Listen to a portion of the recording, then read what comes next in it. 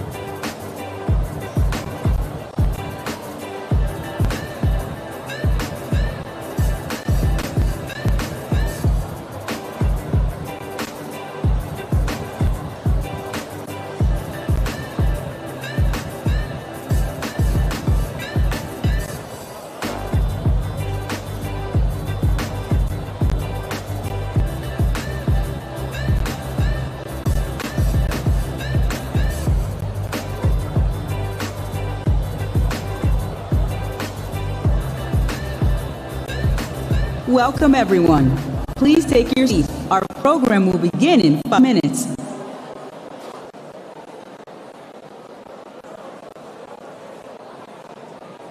We see all these actions between you and your employees, between your customers and your communities, between your business and the greater good.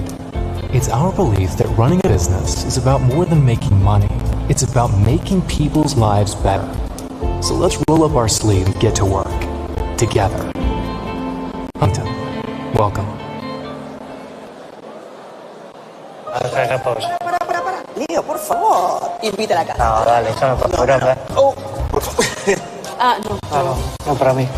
Para todos. When the game you love loves you back. Priceless. MasterCard, proud sponsor of the Keynote Copa America.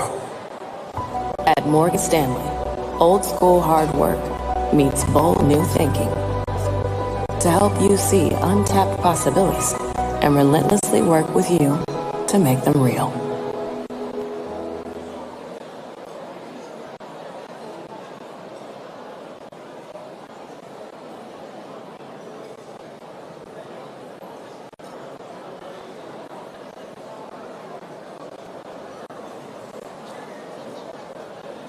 It's a monumental moment for me because I'm in my own community and I'm helping my community build financial stability.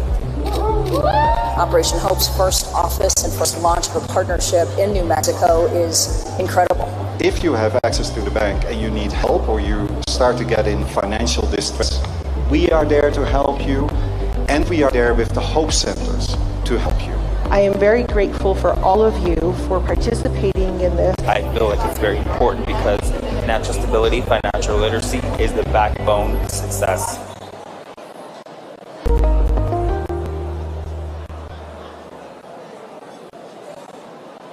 We see all these connections between you and your employees, between your customers and your communities, between your business and the greater good. It's our belief that running a business is about more than making money. It's about making people's lives better. So let's roll up our sleeves and get to work. Together. Huntington, welcome. Acá, pausa. Leo, por favor, invítala acá. No, dale, échame fotógrafa. Oh, por favor. No, para mí. Para todos. When the game you love loves you back. Priceless. MasterCard, proud sponsor of the Keynote Copa America. At Morgan Stanley, old school hard work meets bold new thinking. To help you see untapped possibilities and relentlessly work with you to make them real.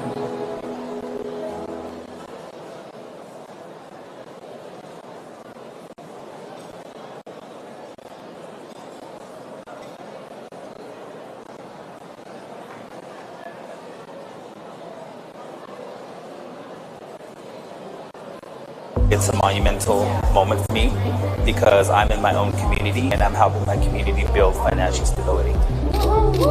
Operation Hope's first office and first launch of a partnership in New Mexico is incredible. If you have access to the bank and you need help or you start to get in financial distress, we are there to help you, and we are there with the Hope Centers to help you. I am very grateful for all of you for participating in this. I feel like it's very important because financial stability, financial literacy is the backbone of success.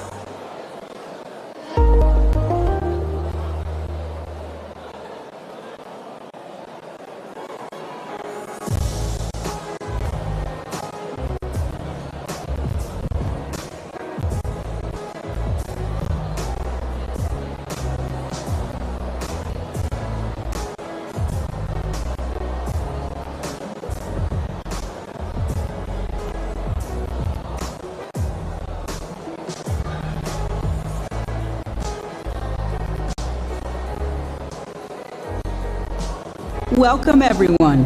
Please take your seat. Our program will begin momentarily.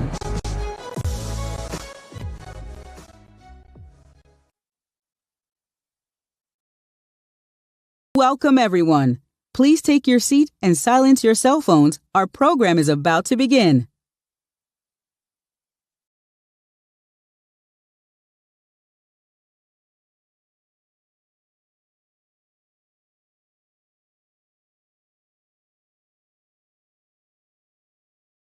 live from the Signia by Hilton in Atlanta.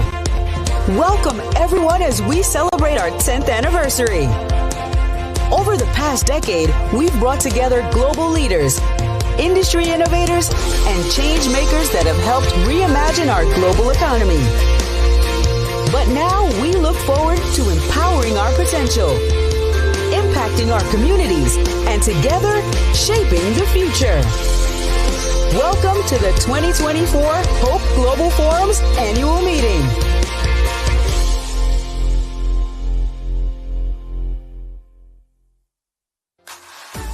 Please welcome Operation Hope's President of Operations, Mr. Luntz Triggs.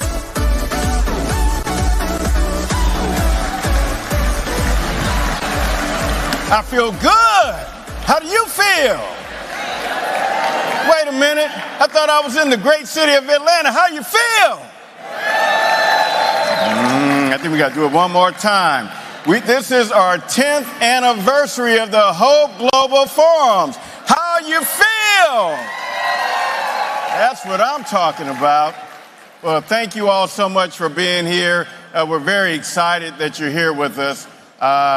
It's such a blessing to be here every year to celebrate this wonderful event. And the fact that we've been celebrating the Hope Global Forum for 10 years now is a wonderful milestone. And we're here at a brand new hotel. How do you feel about that? All right. So we're going to celebrate with style over the next 3 days. And we're so thankful for all of you to be here. And I recognize that a lot of you, this is not your first rodeo, that you've been here for multiple years. Show of hands, how many of you have been here 2 times or more? That's what I'm trying. Let me hear you. That's right. Thank you so much for your years of support to the Hope Global Forum. We are so excited to have you with us again in 2024. As always, in order for us to pull off this type of event, that brings thought leaders from around the world. I believe we have over 4,000 delegates that are going to be here for the next few days, representing 25 countries. And we're live streaming this around the world. Last year we had 4 million delegates live stream. We're going to break the record this year with 5 million. But we can't do that without our long-standing sponsors who've been supporting us from day one.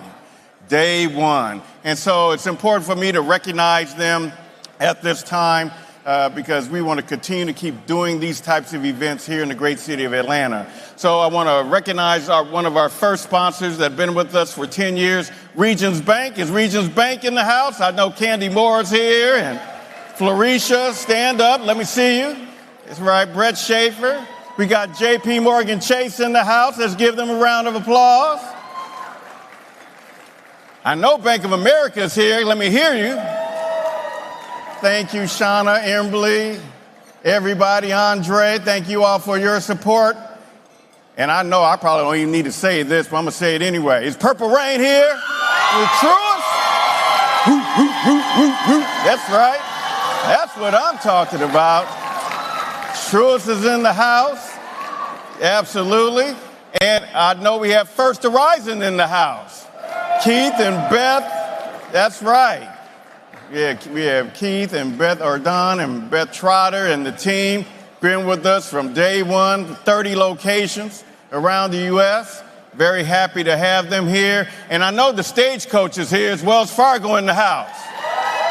That's right. I see the stagecoach over there. See you, Greg. See you, team. See you, Michael.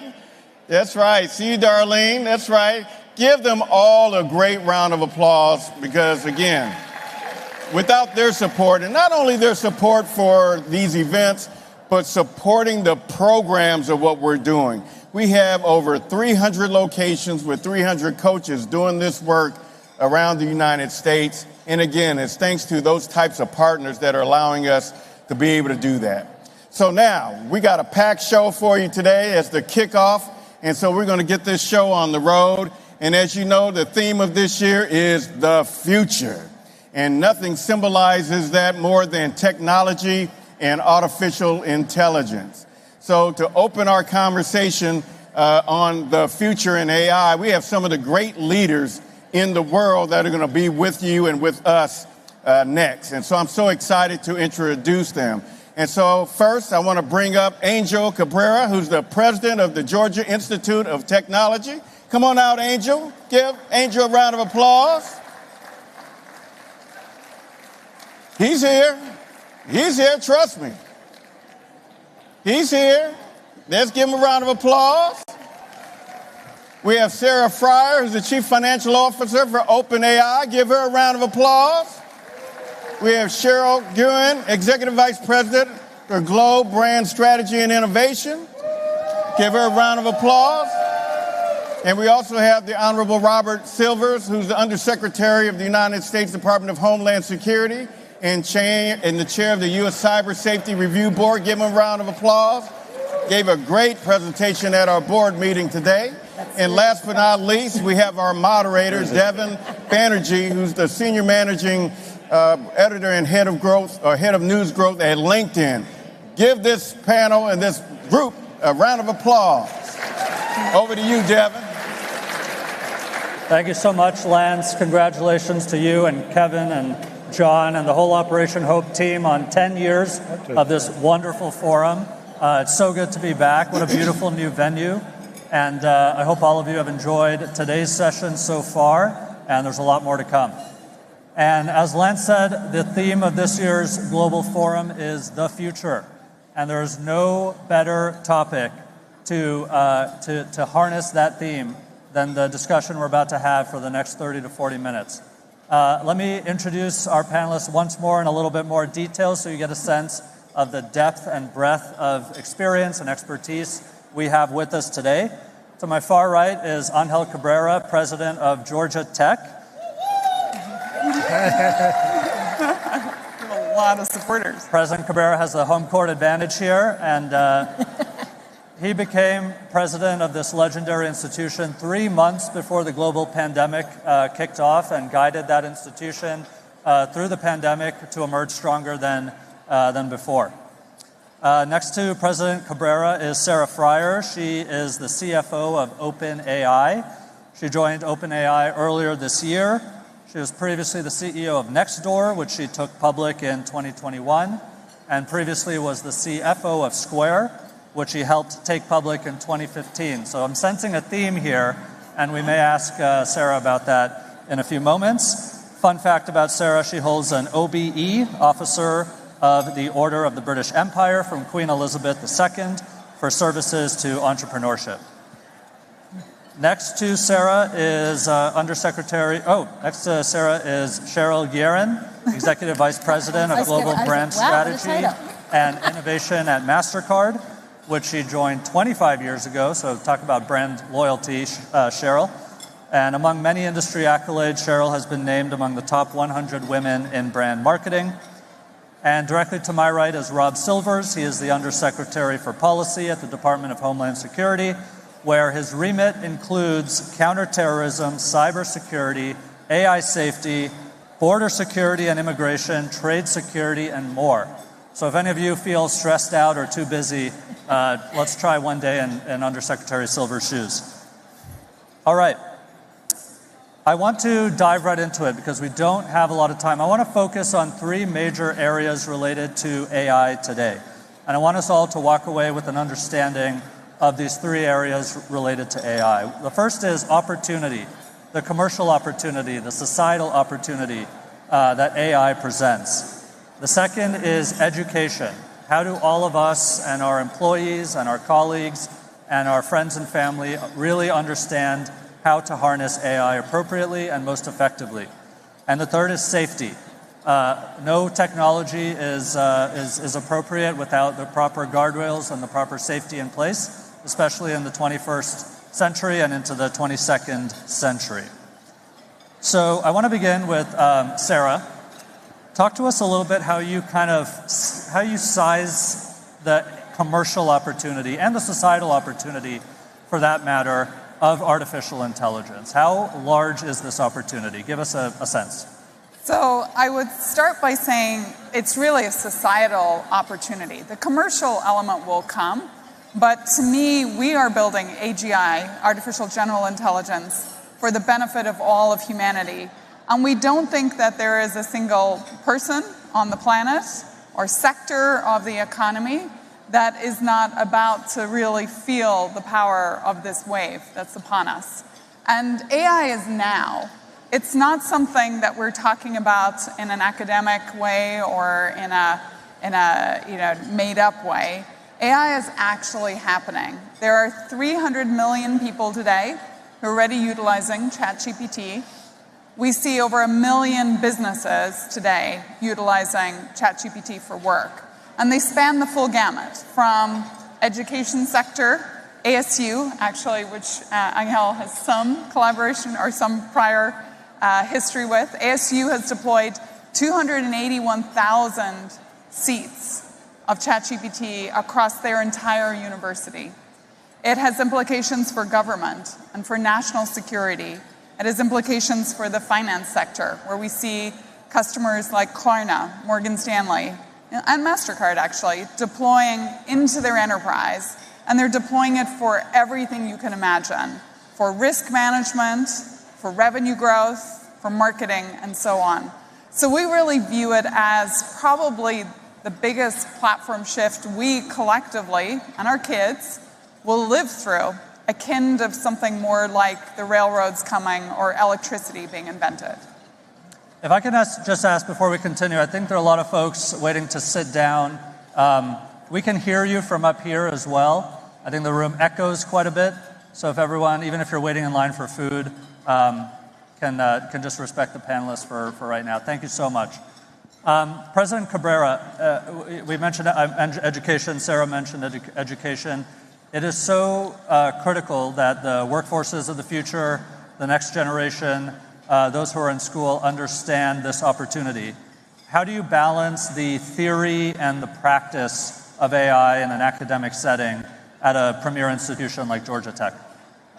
So we don't try to balance, we're trying to embrace it and leverage it and use it and integrate it in everything we do. I know everybody's concerned about their job going away and, oh my gosh, what's going to happen with our jobs? So listen, every single one of our jobs has lots of different components. To me, what's not to like in the fact that you're going to take all the boring, predictable components that can be automatized, get them out of your daily routine so you can spend your time doing the creative parts of your job that no one can do in your stead. If you're a physician, wouldn't it be a dream if you don't have to spend 20 minutes after every visit entering data into a system, and instead you can spend that time interacting with the patient. If you're an attorney, whatever it is that your job is, wouldn't it be a dream if the most boring, more repetitive pieces of your job can be done automatically by a machine. But if we're going to do that, we need to make sure that the students who are right now in places like Georgia Tech, that they're using those tools right now. So at Georgia Tech, we're embracing it. Like some people are like, would you let AI in the classroom? Of course we are. I mean, there is no other alternative. That is how we're going to be working. So think about applications to college. And the nightmare that we subject you parents and your children to when you have to write those essays. I'm going through this right now. You're going through it right now. So here's what happened. And then this is what my colleague in admissions, Rick Clark, one day said. He was like, are we going to allow kids to use AI to write their applications essays? And says, listen, before ChatGPT was made public, if you had money, you already had ChatGPT. And it's like, what do you mean? Yeah, there's a neighbor down the street, will charge you a couple $1,000 and will write the essay for your kids. Guess what? Now you don't need to have $2,000 because you go to ChatGPT and we'll edit your work and we'll help you. So instead of rejecting it, we now have a set of recommendations on our website. Say, by all means, use ChatGPT. This is how you do it. I love that. And that is the philosophy we're embracing from the moment you apply. Thank you. By the way, if we said you're not allowed to use it, I mean, who's going to enforce that anyways? But what we do now is since you apply, when you take classes, of course, professors have to rethink their assignments, they have to rethink their own thing. So we're making sure it's integrated, but also, this is one of the most exciting things we're doing. We have a makerspace that we built with NVIDIA. We built it's basically a sandbox with this actually supercomputer where students get to run their own models, to apply AI to build predictive models in anything that they can imagine. So I'm really gung-ho. I think you'll talk about the scary part of AI with other panelists. From my standpoint, I mean, this is the biggest, most exciting opportunity we've seen in our lifetimes. Yeah, this makerspace collaboration is fascinating. I mean, access to compute power to run AI models is extremely expensive, limited typically to large tech companies and other large institutions. And so to give 18, 19, 20-year-old students access to that is quite special. Cheryl, MasterCard employs, I think, north of 33,000 people. Tell us how 33,000 people are utilizing AI, both to drive MasterCard's top and bottom line, but also help your customers and merchants everywhere. Yeah, it's really important when we talk about educating that people are getting hands-on use of AI tools. And so it's embedded in our everyday lives with Copilot, so every employee has access to use it. We look at as well, we have meeting-free days where we bring in training specifically for AI because of the importance it plays. And then there's hands-on applications. So when I look in marketing, how do we train ourselves? We actually get in there and we develop use cases and launch and test and learn. And so in marketing, for instance, everybody's getting hit up with 5,000 or so messages every day. And our attention spans are getting less and less. So how do you break through all the clutter that's out there? Well, we use AI. We've been, for the last 2 years, actually, tracking micro-trends in social listening. And then we get alerts on the trends, and we launch campaigns based upon trends in people's passions that are rising, related to sports or culture or culinary, arts, music, and so on. And we're able to launch a campaign in 15 minutes using the tool that we created ourselves, actually. And then it's the actual holy grail of getting the right message to the right person at the right time. And the more personalized you are, and the more you're not disrupting people's lives, but adding value to them, the more likely that your messages are going to stick. So that's just one use case of many that we have going on at MasterCard. Cheryl, we spent a fascinating hour this afternoon in the Entrepreneur Accelerator talking about marketing and branding best practices and the future of that function. And one of the topics we spent a lot of time on is just driving ROI, especially for the entrepreneurs, sole proprietors, and small business owners that are with us today. They may not have a huge budget or a team for marketing. What would you suggest or recommend utilizing in terms of AI utilization for marketing for a very small business? This is a good tee up, and I should share with you that we're actually launching tomorrow morning something called Small Business AI. And what we've done is we've created a capability where we've looked at the fact that so many small businesses say, like 9 out of 10 small businesses will say, if I have a mentor, I know I increase my chances for success. Only 25% of small businesses actually have access to a mentor. So the ability to then democratize information, bring together, tools, information, whether you're trying to start a business, ideate around a business, grow your business, learn how to digitize your business, market your business. It's all there. Cybersecurity information and how to make sure that you're building your online business safely, is in this tool. And so we've created an easy access at your fingertips. And I think the more we could get information into small businesses' hands, get those task-based out, get the quick information so that they can focus on the strategies and the bigger things that they need to do around their businesses, will see growth And so this is just one way that I would suggest, and you could try this beta that's going on starting tomorrow. It's very exciting. Undersecretary Silver, as I mentioned, your remit and all the things you're focused on, they all seem extremely important. So, I don't know how you and the department prioritize those. Where does AI safety fit in, and how has that changed over the past 12, 18, 24 months? It fits in right at the top because, one, it's very important in its own right, and two, the other things we talked about, counterterrorism and the border, there's established architectures that we've developed over years or decades. AI safety and security is a newer field, and it's been really important for us to focus in, not just as a department of the government, but together with industry stakeholders and civil society groups that have an interest in this. But people always expect that I'm going to come out very doom and gloom about all the risks, and there are risks, and they're real, and they have to be addressed head on. But listen, this technology is going to cure cancer. It's going to level up people's economic opportunities. Today, I'm going to give you an example of how we're using it as a customer. There is an epidemic of fentanyl in this country. It is killing tens and tens of thousands of Americans every year, white and black, rural and urban, rich and poor. And it is really easy to conceal. A few grains of it, like a salt shaker's worth, can kill a person. We have started using at the border AI tools. And here's a story that happened recently. A car rolled up at the Tijuana to San Diego border crossing to try to get from Mexico into the US. We had an AI tool up in action. It recognized the car. It recognized an anomaly in some of that car's prior activity that we had observed.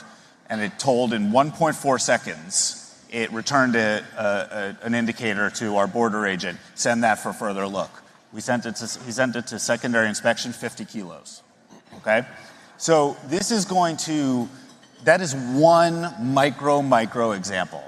And we are using it, it is going to make the American people safer in that way and 100 others, just in the next couple of years. So it is a huge priority for us, and we've established to make sure that it's deployed safely and securely, because you don't want to have accidents, particularly as AI technology is used in operations for the power grid or air traffic control. You want to make sure that that's done in a safe and secure way. What we've done is we've convened leading stakeholders together with our department to find the right approaches to do that.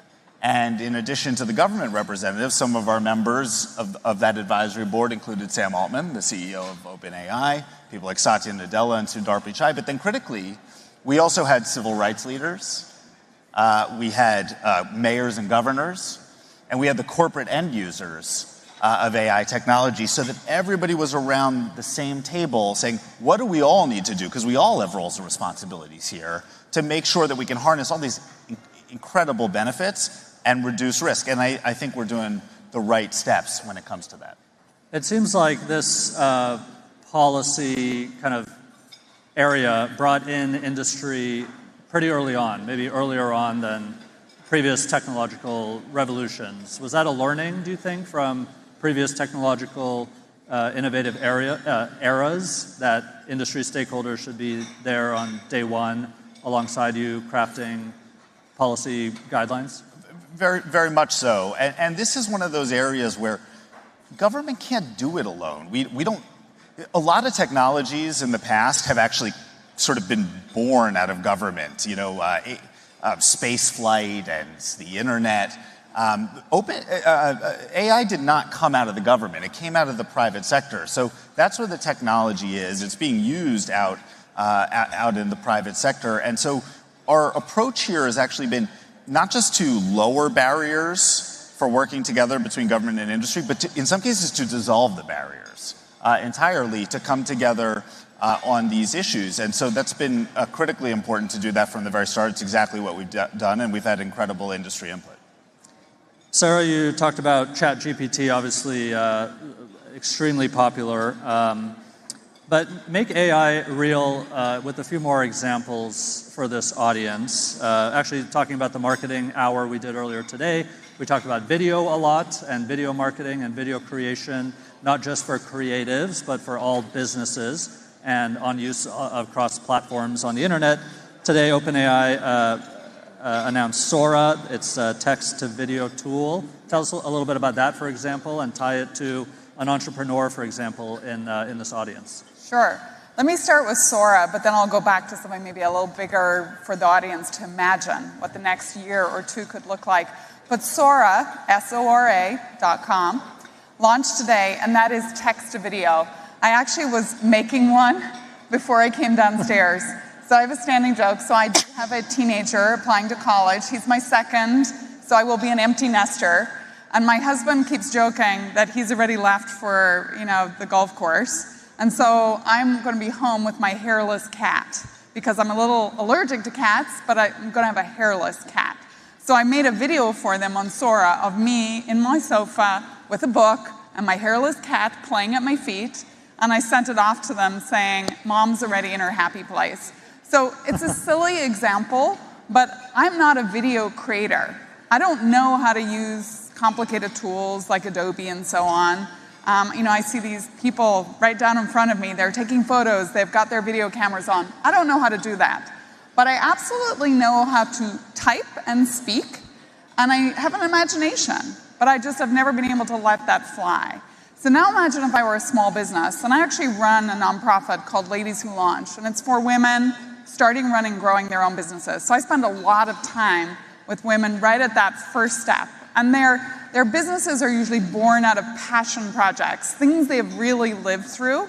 But they start a business out of passion, and very soon they're the CEO, the CFO, the CMO, the GC, the operator, they're making the thing, and their passion is gone because they're doing all the routine stuff that Angel talked about.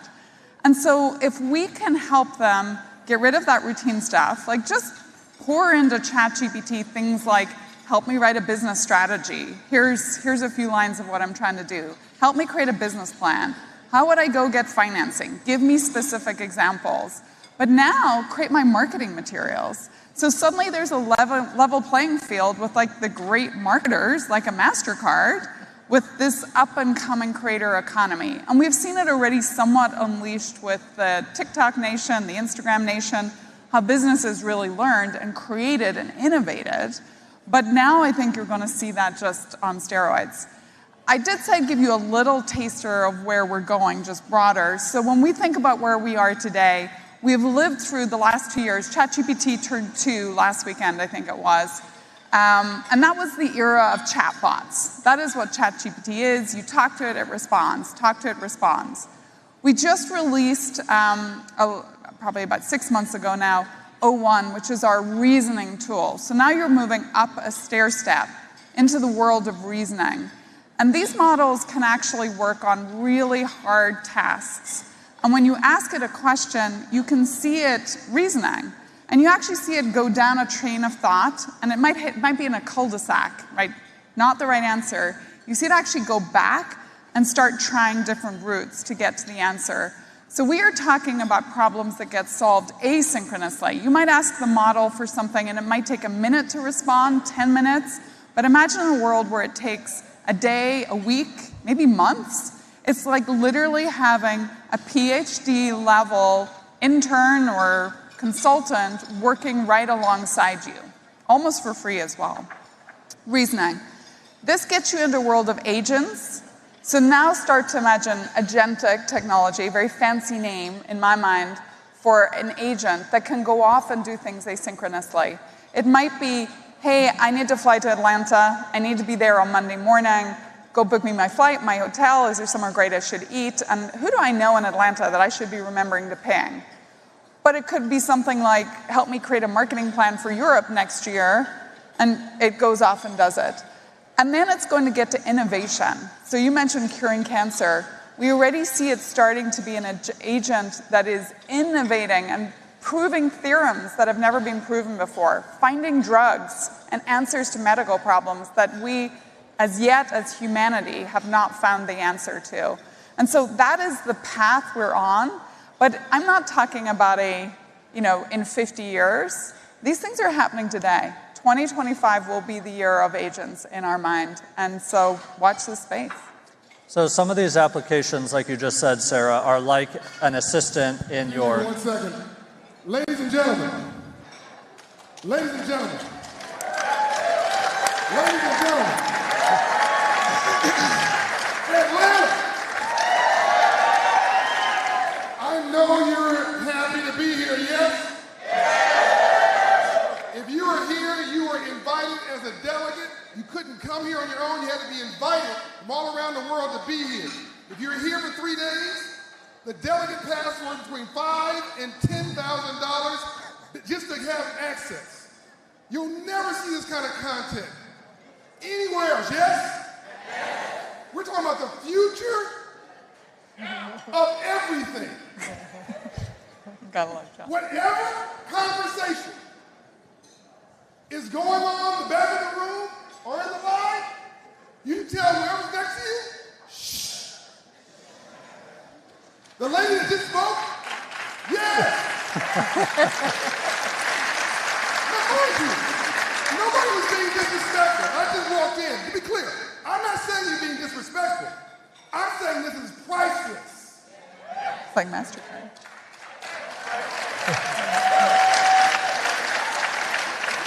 The lady you just heard from, who's so humble, who I made an honorary black woman.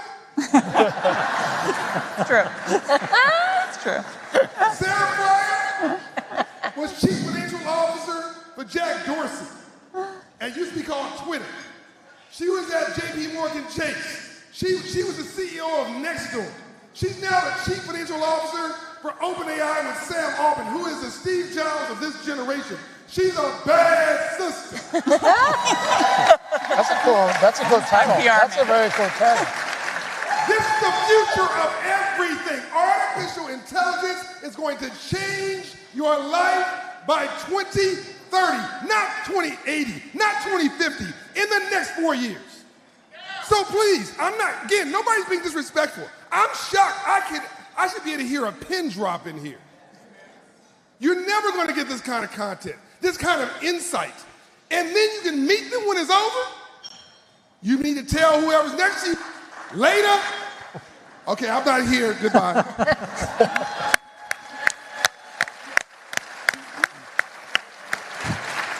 So John said it a lot better than I did. Thank you, John.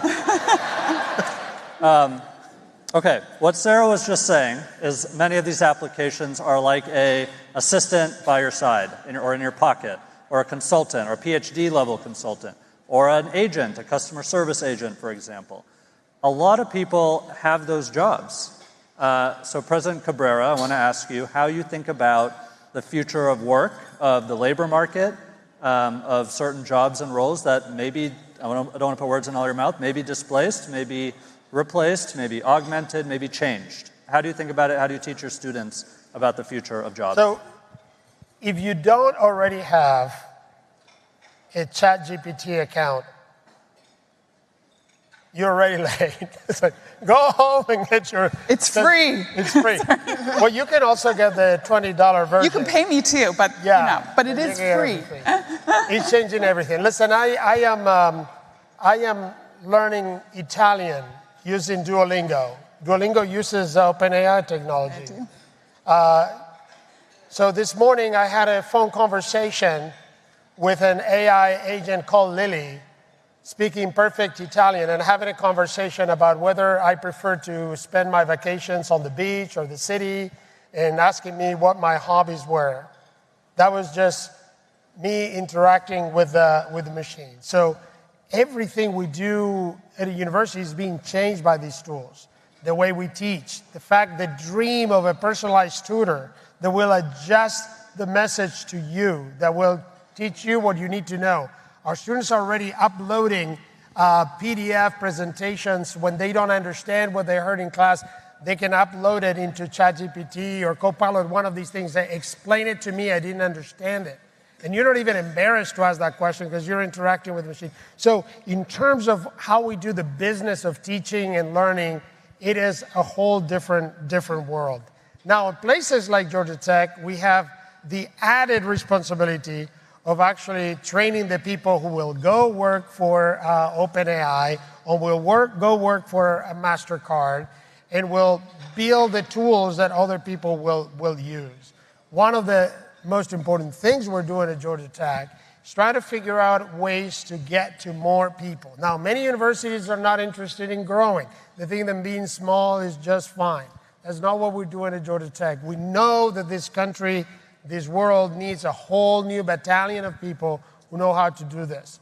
So we've created an online program in computer science. We created it 10 years ago. Right now is the biggest online masters, actually the biggest masters of any kind in the galaxy. There's no other program of any kind like this.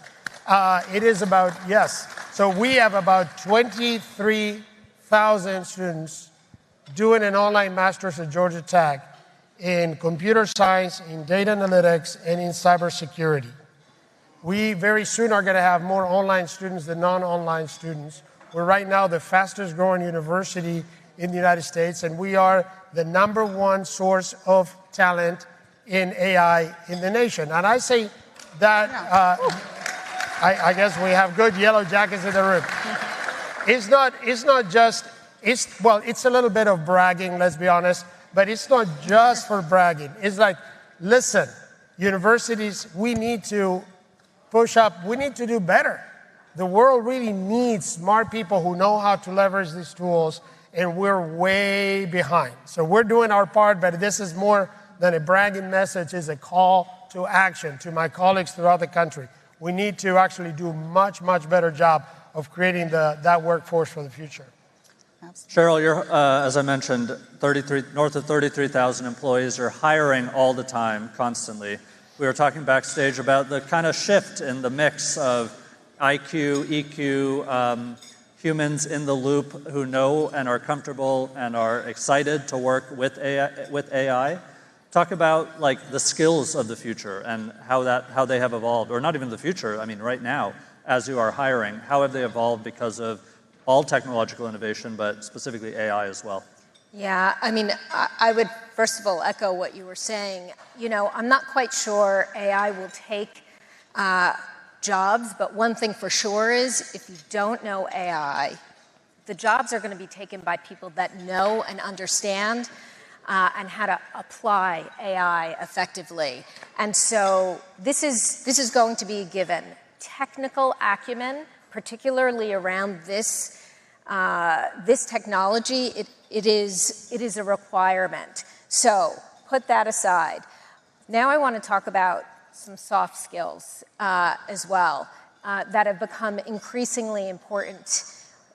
Curiosity, agility, learning agility, ability to learn and pick up and change. You know, in a world where you could say we've had permacrisis, frankly, you know, from one thing to the next, COVID, war, shifts in technologies happening, people have to have a learning agility and an ability to pick up new things, adjust, and have the bravery and the capacity to test and learn their way into new ways of thinking, new strategies, new innovation.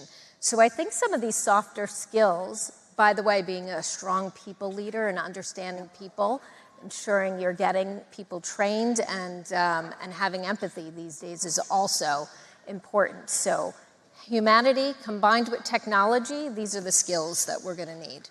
Undersecretary, for those looking to work on these exciting issues from a policy standpoint or in that arena, how have the skills kind of morphed over time? Well, I actually just want to hook on to one thing that's been discussed and the impact on job displacement and such. First, just over the course of modern technology innovation, the advent of new technologies has tended to create job opportunities net, not disrupt them. The advent of the car certainly crushed the horse and buggy industry, and the advent of the PC certainly had a lot of impact on the typewriter industry. And you need to think about how to take care of the people that are impacted by that. But there's no question that everybody has benefited significantly at a net level. And I think something that's really interesting about AI that is actually different from a lot of tech innovation is the negative impacts of prior technology revolutions have tended to fall hardest on those with the least privilege and advantage. Automation in factories and things like that put people on the factory floor and line out of the job first. If you think about the categories that people most are concerned about of jobs from AI, I mean, it's really like a white-collar set of activities that first comes to mind. You know, copywriters, lawyers, accountants, things like that. And I'm actually convinced that this could be a technology revolution. Like, if John Hope Bryant has created anything, it is an organization that is meant to create economic opportunity for everyone. And this may be a technology revolution that levels up opportunity for people that haven't had it. I mean, if you think about a kid who grew up black in Atlanta or white in Appalachia, with brothers and sisters and parents that didn't go to college, but they have something, they might not know how to write a resume. But with generative AI, they can put together a beautiful resume that looks like they've worked at Goldman Sachs in its format. And that is something that is going to be a godsend for a lot of people. And so there is going to be job displacement. And I don't want to minimize the human impact of that where it happens. But I think like these things tend to end up well for society. And I think that's going to be the case for this too. So Sarah, on this point of economic opportunity, financial freedom, these opportunities we have with technological revolutions, and this one more so than ever, as Undersecretary Silvers just said, what excites you about what AI can do for economic opportunity and financial freedom for the masses? Yeah, I think just about everything. What you just described, Secretary Silver, frankly, was me. I grew up in Northern Ireland in the Troubles. Neither of my parents went to college. And I remember the day the Encyclopedia Britannica got delivered to our house because I was a super curious kid. And all I wanted to do was read. But I didn't come home from school and be able to ask my mom and dad, like, could you read this essay for me? Or I'm stuck with my math homework. There was like nothing. I had great teachers who were always there after school that I could ask questions from. When I applied to college, it was, I don't know how the heck I got in, and it was definitely a kind neighbor who read a lot of my application for me. And the idea that today, literally every kid in the world, not just the United States, but every kid in the world can literally have a tutor in their pocket. That blows my mind. It doesn't just excite me. Beyond that, I feel really excited for things like medicine. You know, I think so much about, you talked about the grunt work of doctors, and it's so true. They spend so much time filling stuff in. My brother is a doctor, but a lot of his life is, he's an ER doctor, so he meets you at the door of the hospital, and he has to, within seconds, triage you. Sometimes it's obvious. You've had a heart attack or a gunshot wound, really terrible things. But sometimes it's really unobvious. And so he's just triaging a bunch of systems, actually, but symptoms, too. Like, is your heart rate up or down? Is your blood pressure low or high? Is your temperature up or down? Do you have a rash? Like, how are you presenting? And he's supposed to have this, unlimited knowledge of all the diseases in the world to know immediately what it could be. And he, of course, does not. And so the idea that we could offer an augmented experience, it'll still need the human, it'll still need the empathy, the moment where you hold someone's hand and say, it's going to be all right. But you also potentially just have this fast-paced way to suddenly diagnose patients. And. I could keep going with tons of stories, but that is where we are. And again, this is now. It's not a year from now, 5 years from now. This is happening right now, which is why I feel so excited about where we are. But it also comes back to both how you all need to be engaging in it, make yourself smarter. You don't have to become, data scientists or anything. This is technology you can interact with verbally, auditorially. You can type with you can talk with your fingers, however you want. It's multimodal. It's on you to go back from a moment like now to all the people that you touch, from kids all the way up to older generations. And it's up to you to take that out into the world. And again, this is what gets me excited, because it is like the Encyclopedia Britannica showing up in my house, only now it's a lot smaller and it actually talks to you. So I am kind of beyond excited. And we're in the midst of 12 days of OpenAI. We're on day 3. Day 1, we launched our new reasoning model. Day 2, we showed fine-tuning, which is something you can do when you're very deep into science, for example. Day 3 today, we launched video, so text to video. And there's still 9 days to come, people. So watch this space, but you're going to get pretty excited.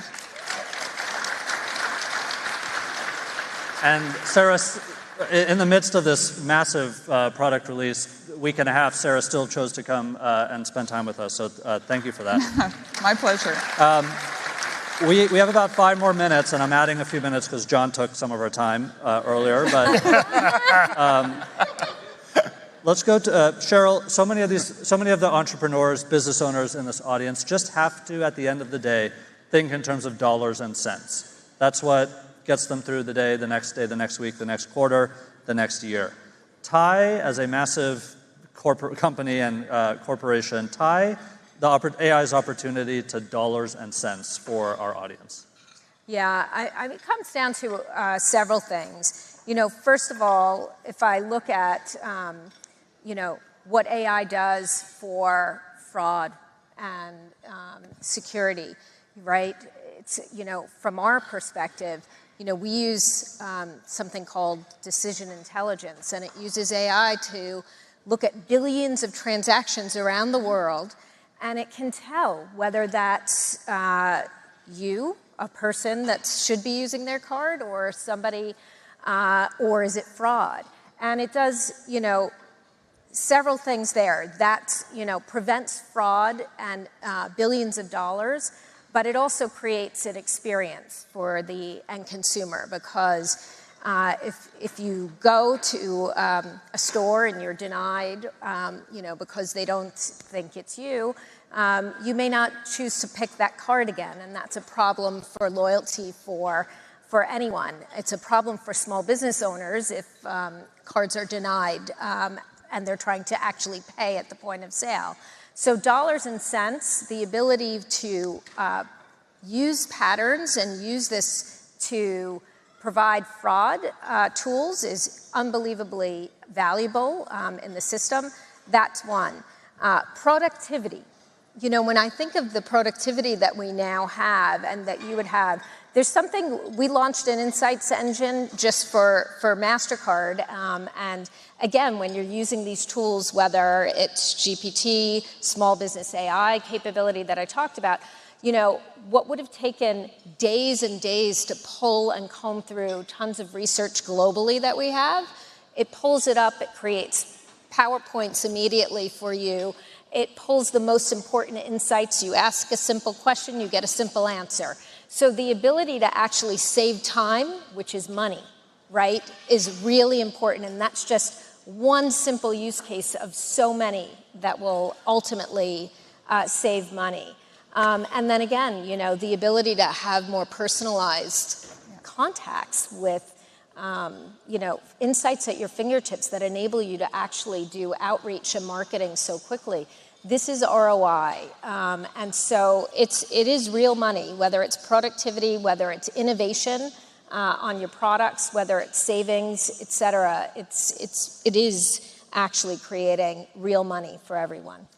Undersecretary Silvers, the U.S. is at the forefront of this innovation, but it's not the only country at all.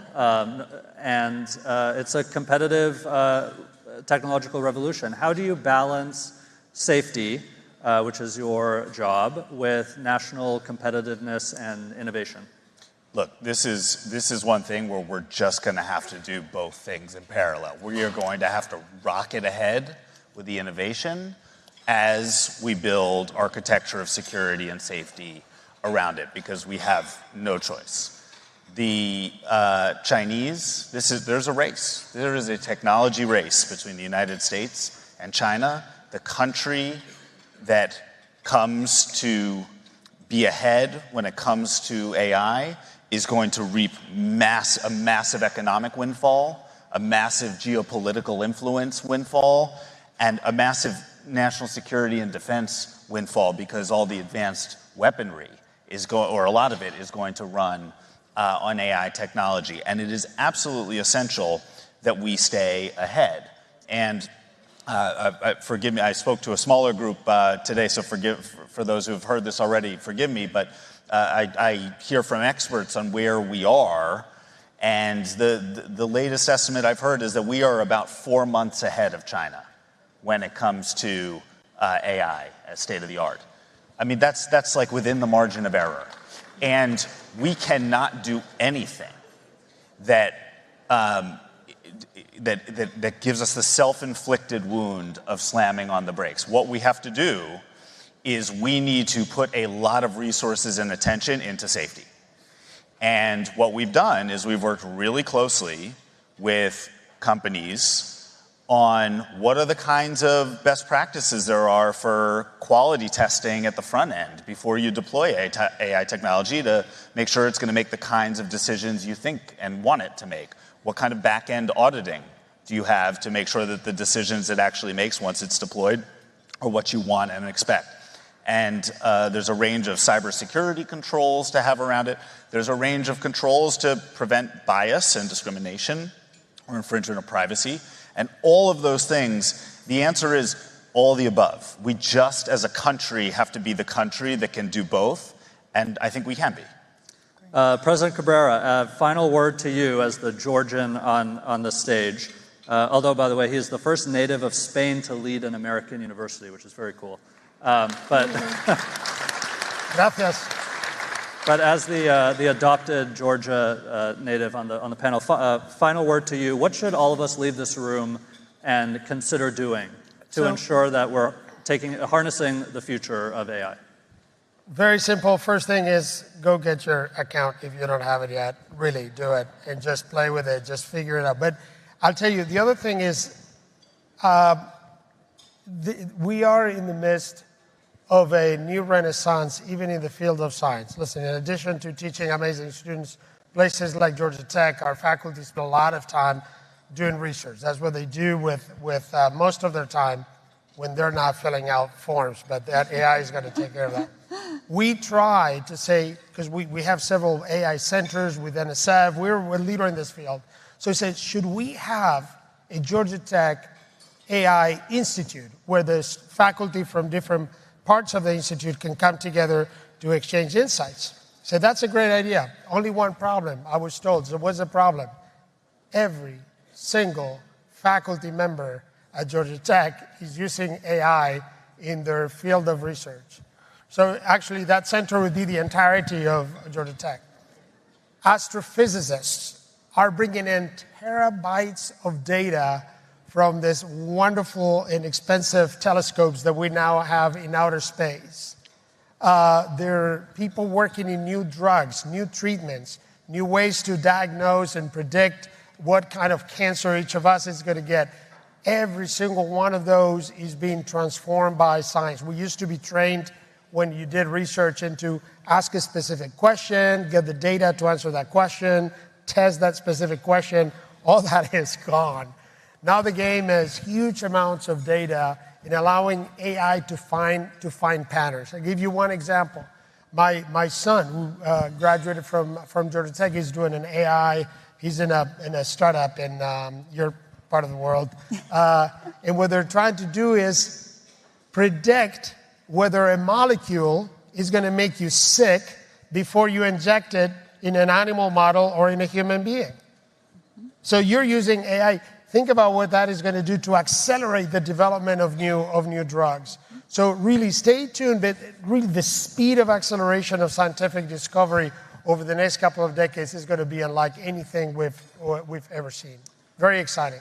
Well, the thing about the future, the theme of this year's conference, is it comes for us whether we want it or not, and it comes whether we're ready for it or not. And I hope these four got all of you and us a little bit more ready for the future tonight. Thank you so much for joining us.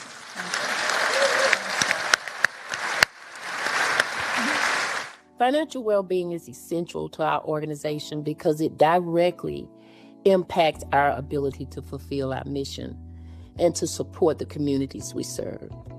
Our organization is deeply committed to empowering individuals and communities and recognize that the financial literacy is the cornerstone of a long-term stability and success. Our organization is deeply committed to empowering individuals and communities. Ultimately, we view financial literacy as an investment into the people's future. By helping individuals achieve a long-term goal that they once thought they could never have. We were drawn to Operation Hope because of its strong dedication to improving financial literacy and empowering individuals to achieve financial stability. The work you guys do, especially through the programs like your community workshops and your youth financial education, it definitely aligns with our belief at RBC that access to financial knowledge is a key factor in creating lasting change for individuals as well as their families. Our organization is deeply committed to empowering individuals and communities.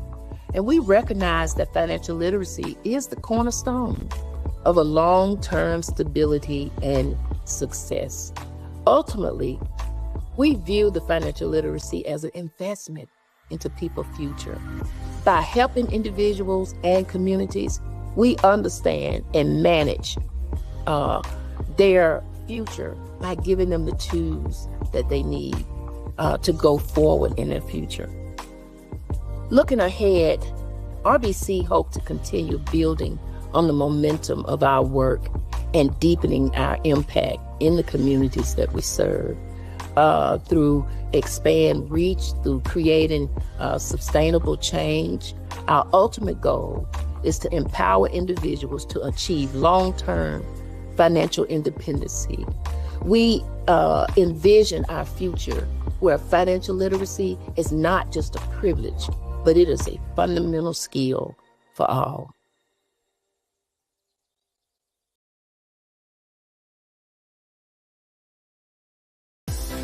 Please welcome your MC, Emmy Award-winning journalist and host of Lawmakers on GP, Donna Lowry. Hello. Hello, everyone. I'm excited to be here again at this event. It's extraordinary. And look at you. You get the chance to be here, too. A lot of people don't get a chance to say that. So I'm excited. And how about the fact that Arrested Development is going to be here tonight? Let's hear that. So get ready. So you're going to take in all of this information, and then you get to get your party on with some real good old school. So you'll want to listen up to the people who are talking the rest of this session before you get your dancing on. And let me just tell you, the next person coming out is somebody you'll want to hear. I'm getting ready to take notes, and I know you should be ready too. We're extremely, extremely honored to welcome our next guest because he's one of America's most insightful thought leaders. Please help me welcome to the stage legendary pollster and political consultant, Mr. Frank Luntz.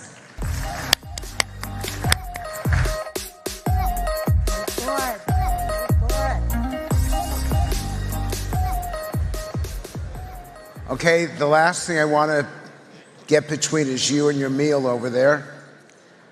I don't know if John's in the crowd. I can't see him or not. But I want to tell you something about him because it's the reason why I'm here. I now teach at what I consider to be the greatest university in the the U.S. Military Academy at West Point. And I had a cadet who wasn't seeming to connect to the faculty. And I was having trouble with him.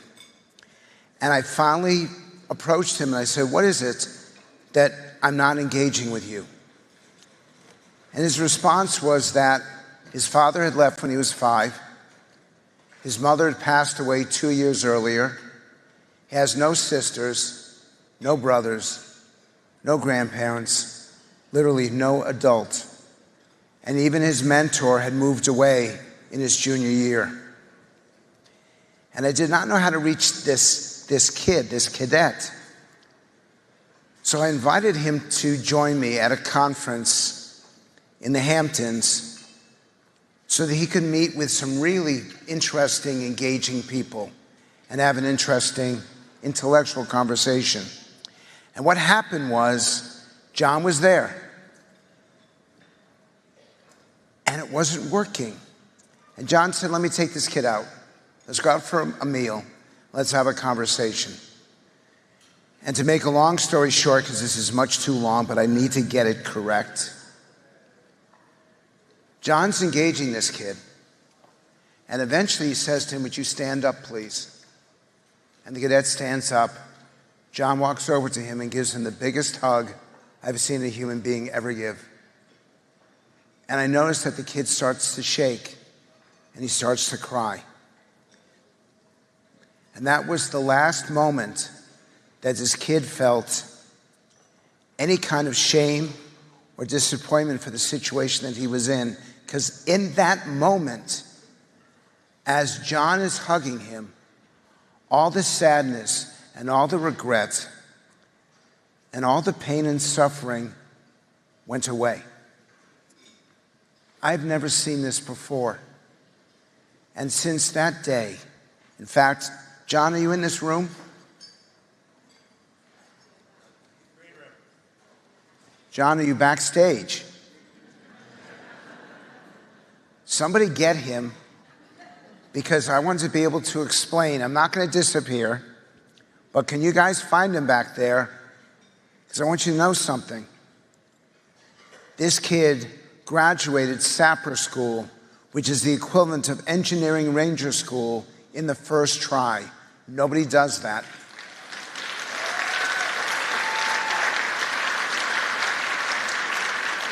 This kid has been invited to Ranger School at a younger age than anyone else. This kid is a success story, and he is a success story. So I want you to know this. And I'll get emotional talking to you, and we know each other a little bit. That hug gave that cadet life. That hug gave that kid a future. You didn't know him, and you found him, and you connected to him, and it's what you do to every single person in this room. And I don't want to talk about you, I wanted to talk to you. You're a gift. You're magic. God bless you.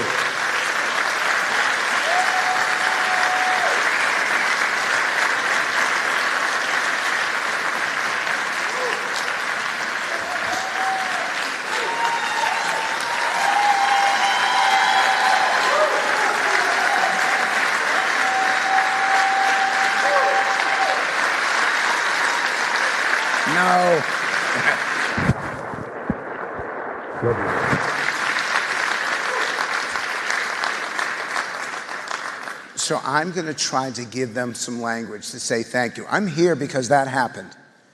Otherwise, I'd be at West Point. I flew down this morning. I'm flying back tonight on the last flight from Atlanta.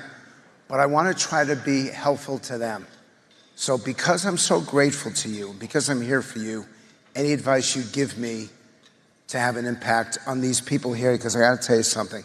This is a special gathering. I can only see up to about the first 2 rows. I know how special you are. I know how much you matter to him, and I want to have an impact. How can I have an impact? So, Frank's a genius. He's known as a pollster. but really I know him as somebody who deeply cares. And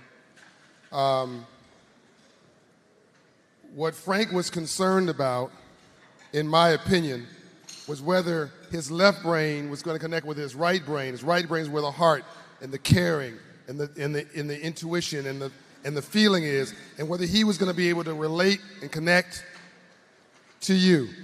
And I told him, and I'm telling you the same thing. The only thing that matters is authenticity.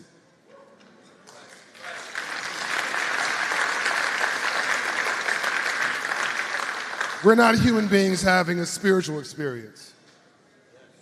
We are spiritual beings having a human experience. Write that down.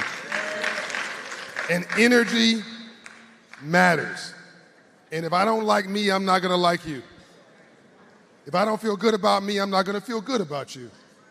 If I don't respect me, don't expect me to respect you. If I don't love me, I don't have a clue how to love you. And the most powerful thing, if I don't have a purpose in my life, I'm going to make your life a living hell. Because whatever goes around. And so in relationships, Frank, I think a giver and a giver is exotic. That's why you and I get along. We're both givers. A giver and a taker is neurotic. And a taker is psychotic. And a lot of people are in messed up relationships, whether it's husband and wife or boyfriend and girlfriend or business partner or employee, because it's toxic. You've got a giver and a taker, or a taker and a taker. And I just like to get toxic people out of my life. I can do better all by myself. I don't need help. Or as Quincy Jones, God rest his soul, said to me recently, and several of you say it often, the only thing worse than being alone is wishing that you were. So the thing that nobody does is the thing that you do through your science and your technology. And all I did was translate that from the left brain to the right brain when I saw that young man. You feel people, you read people, you go behind the curtain and get to the real. And all I did was see that man's soul and his heart, not just his brain. I saw the little boy, he's still hurting. I saw the young man who wants his daddy. I saw a person who wants to love and be loved. And in reality, don't we all want to love and be loved? Yes or no? Yes. So do me a favor, so I don't have to stand up here all damn night. Please let Frank know that he's loved and you feeling it.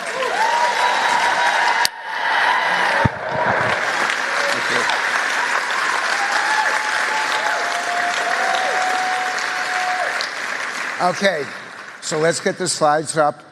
Get your notepads out. You can take your phone out. I want to show you what I've got a lot of stuff to show you. Okay, it's right behind me. First thing, we're mad as hell. That, by the way, that guy looks just like my uncle, and it's why I wish I was adopted. You can't get anything out of life if you're mad. You can't get anything out of life if you're so agitated and furious that you don't listen, that you don't learn. I want to show you that it's around you here in Atlanta, across the country. We're a very angry people, and we're having trouble right now. And this is one of the reasons why. Something that's equally important, and this to me is the most important data I can provide you. Only 2/3 of Americans think they're invested in their country.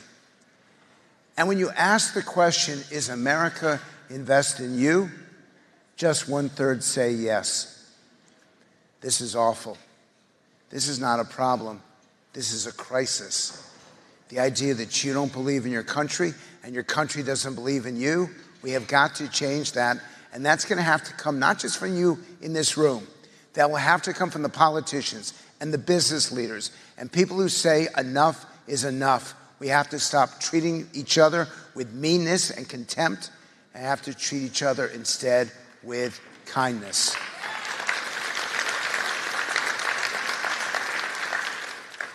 This will freak you out. 4 out of 5 Americans say we're more divided now than at any time.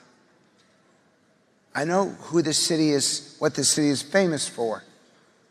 You realize that if you're over age 65, if you look at the bottom of the slide behind me, if you're over age 65, 90% say we're more divided. What was happening in the 50s and 60s? Cities burning down, people being bludgeoned on the streets. The assassinations of Martin Luther King and Bobby Kennedy, Watergate, oil embargoes, double-digit inflation. And yet we think we're more divided now, and that is a genuine problem that we face. And this is an issue that I'm going to ask you not to do. Half of Americans have cut someone out of their life because they disagree with them politically. We can't be doing that. I know how agitated you are about politics. Look, I was in the White House. I should not admit this. I don't know if this is being recorded. I was there on December 23rd, 2020. It was the final Christmas party of the Trump administration. And after a couple hours, I finally got the guts to go up to the president and ask him, what does the J in Donald J. Trump stand for? You know what he told me? Genius.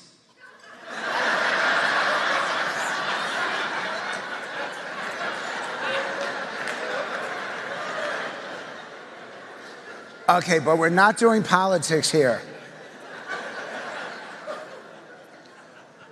One third of the country has actually stopped talking to someone because they disagree with them. And this happened over Thanksgiving, and it's going to happen over Christmas. You know who it happens with most? Grandfathers and granddaughters. It's the strongest family relationship. It's not husband-wife, obviously, or brother or sister, or parent-child. It's grandparent-grandchild because they both have the same enemy.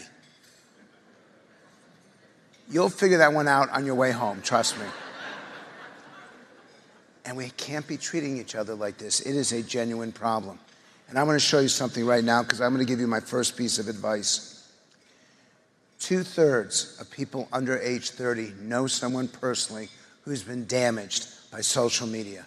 Damaged intellectually, physically, mentally, emotionally. How many of you have got children between the ages of 10 and 18 in this room? Raise your hands. Okay, you're going to want to write this down, and maybe you got grandchildren this age. I'm going to give you, in order, the way to keep your children happy and healthy, drug-free and alcohol-free. Number one, how often do you have dinner with them at night? It needs to be 5 nights a week or more, because that proves to them that they're the most important thing in your life. If you're having dinner with them 2 nights a week or less, they're being damaged. They're being destroyed. Nothing matters more, and I mean whatever financial efforts you want, whatever you're trying to seek in life, there's nothing more important than your children, and there's nothing more important than dining with them, because that tells them that they come first. Number two, how often do you attend religious services with them? You want to do it once a week, because if they believe in God, then they believe in something that is more important than themselves, something that they cannot see, but they know it's there. Number three, do you check their homework 4 nights a week or more? Because that teaches them that their intellectual development is even as important as their physical development. Number four, do they tell you where they are on Friday and Saturday nights accurately, honestly, and do you demand the truth from them? Because if they'll lie to you about where they are and who they're with, they will lie to you about anything. Number five, do you take a trip with them for at least a week at a time where you leave this thing, if I can pull it out, this thing is the worst. And if you pick it up when your children are talking to you, you're doing real damage to them. There's nothing I'm telling you that you don't know, but I have too many moms that come to me and say, I can't get my daughter to put down the phone. And my answer is, take it and flush it down the toilet. If you're not willing to practice tough love with the phone, then you're losing them. And I've seen too many children addicted because of this.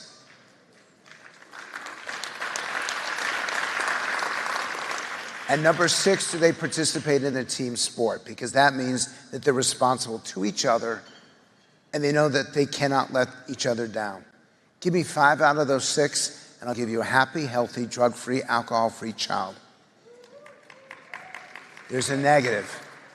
Give me 2 out of 6 or worse and I'm going to show you a child that's in trouble. So that's the first lesson here. I now want to bring up some of the language so we can go back to there we go. The single highest priority is the truth. Nothing matters more. I know that there are people here, just by applause, how many of you get your news from Fox News? Applaud. I knew it. Who gets your news from CNN? Still? Who gets your news from MSNBC? The only news network with more letters in its name than viewers. So I told that joke on live television. They fired me 7 minutes later. My father was so proud of me, he bought me a car. So we want the truth. We have a right to the truth. We have to demand the truth. And not the truth as in someone's interpretation of it. What is really happening out there, what you can do about it, how you can change it. The truth matters more than anything. Note number 2, those of you who want to start a business, those of you who are interested in doing more economically, you have to be willing to tell your stories. This is a great practice for tonight when you're done from here. What is the coolest thing that happened to you in the last year? Focusing on businesses and finance. Tell me a story that matters. Tell each other these stories. That is how you're going to get money. That is how you're going to get investors. That's how you're going to attract believers. You have to be able to tell your story, and if you're shy, get over it. And I know that John will give you better ways than my saying get over it.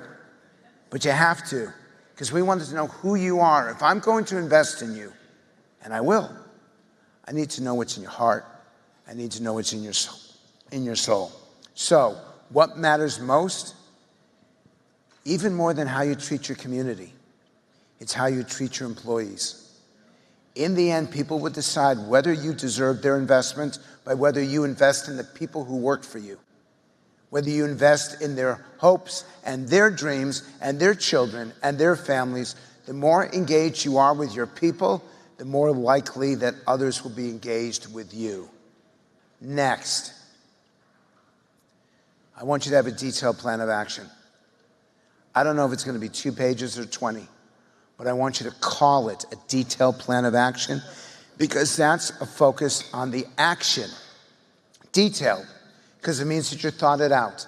Plan, that you've written it down and you can prove it. And action says you're actually going to get it done. Nothing else matters.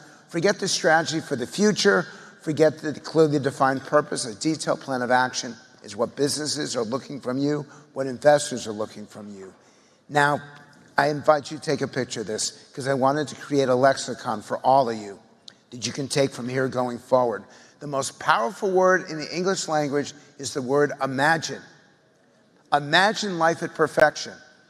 Every one of you in this room has a different vision, but every one of you in this room is correct. You imagine a better future. That's how you begin to achieve it. You imagine economic success. That's how you get it. You start with that imagine, and you describe that picture to people. Next, it's not security. It's not predictability. It's peace of mind. You give people peace of mind, and they will trust you, and they will follow you. Security means you need a fence or a dog or some sort of weapon. Peace of mind means you don't need any of that because you're feeling good. You're feeling okay. I don't want to go through all of these, but I want to go through another maybe half dozen. Cleaner, safer, healthier. How many of you want a cleaner environment? Applaud. So if you're taking notes, circle the word sustainability. Draw arrows to it and put a big fat X through it. Because sustainability is the status quo. If something's sustainable, it means that river's going to be there. That mountain's going to be, you're going to be able to hike it, you can be able to fish it, do whatever you want. But that's not who we are. And I know that's not the people who are attracted to this. You're looking for something better, cleaner, safer, healthier. You should be about improvement, not about the status quo. That's absolutely essential. More efficient and more effective. More efficient so it allows you to do more with less, and more effective so that everything you do well. I'm going to add one more to that, and more accountable.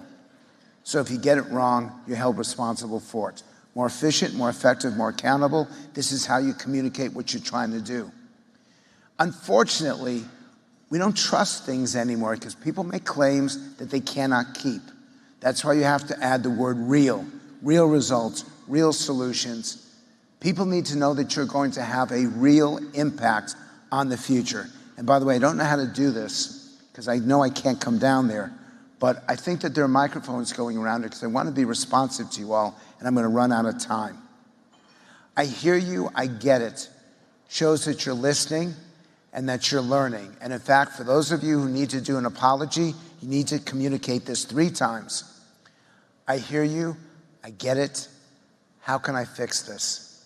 Or how can I make it better? When you're in a situation and you're having an argument right now, I was listening to this table over here. I don't know who you were arguing with, but apparently your spouse really pissed you off.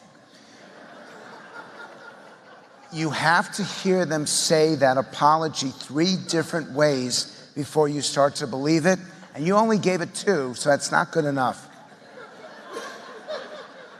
This is a community, so we need to be doing things together, and together we can. Si se puede in Spanish. Yes, we can.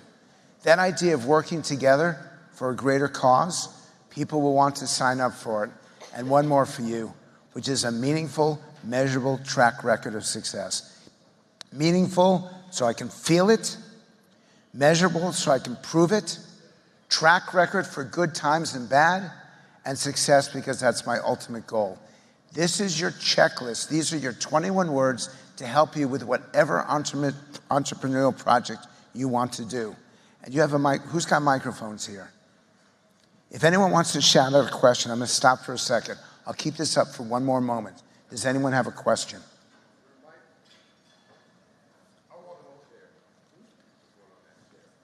Oh, hold on. I'll bring it down. I can't bring it down, but I'll hand it to you. Anyone got a question here before I continue? Okay, I'll keep going, but just know I'll stop and I'll keep giving you opportunities. Don't call it capitalism.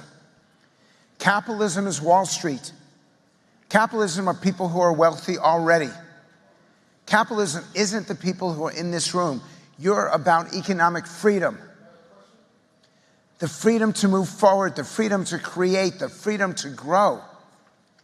Capitalism is for those who have succeeded already. Economic freedom is for those who want to succeed. I see you got a question. By the way, hold on one second. Let me give you one more. Economic growth is for academics. Economic growth is for professors. Is anyone here teaching a university? Raise your hands if you teach a university. I see someone back there. Get out.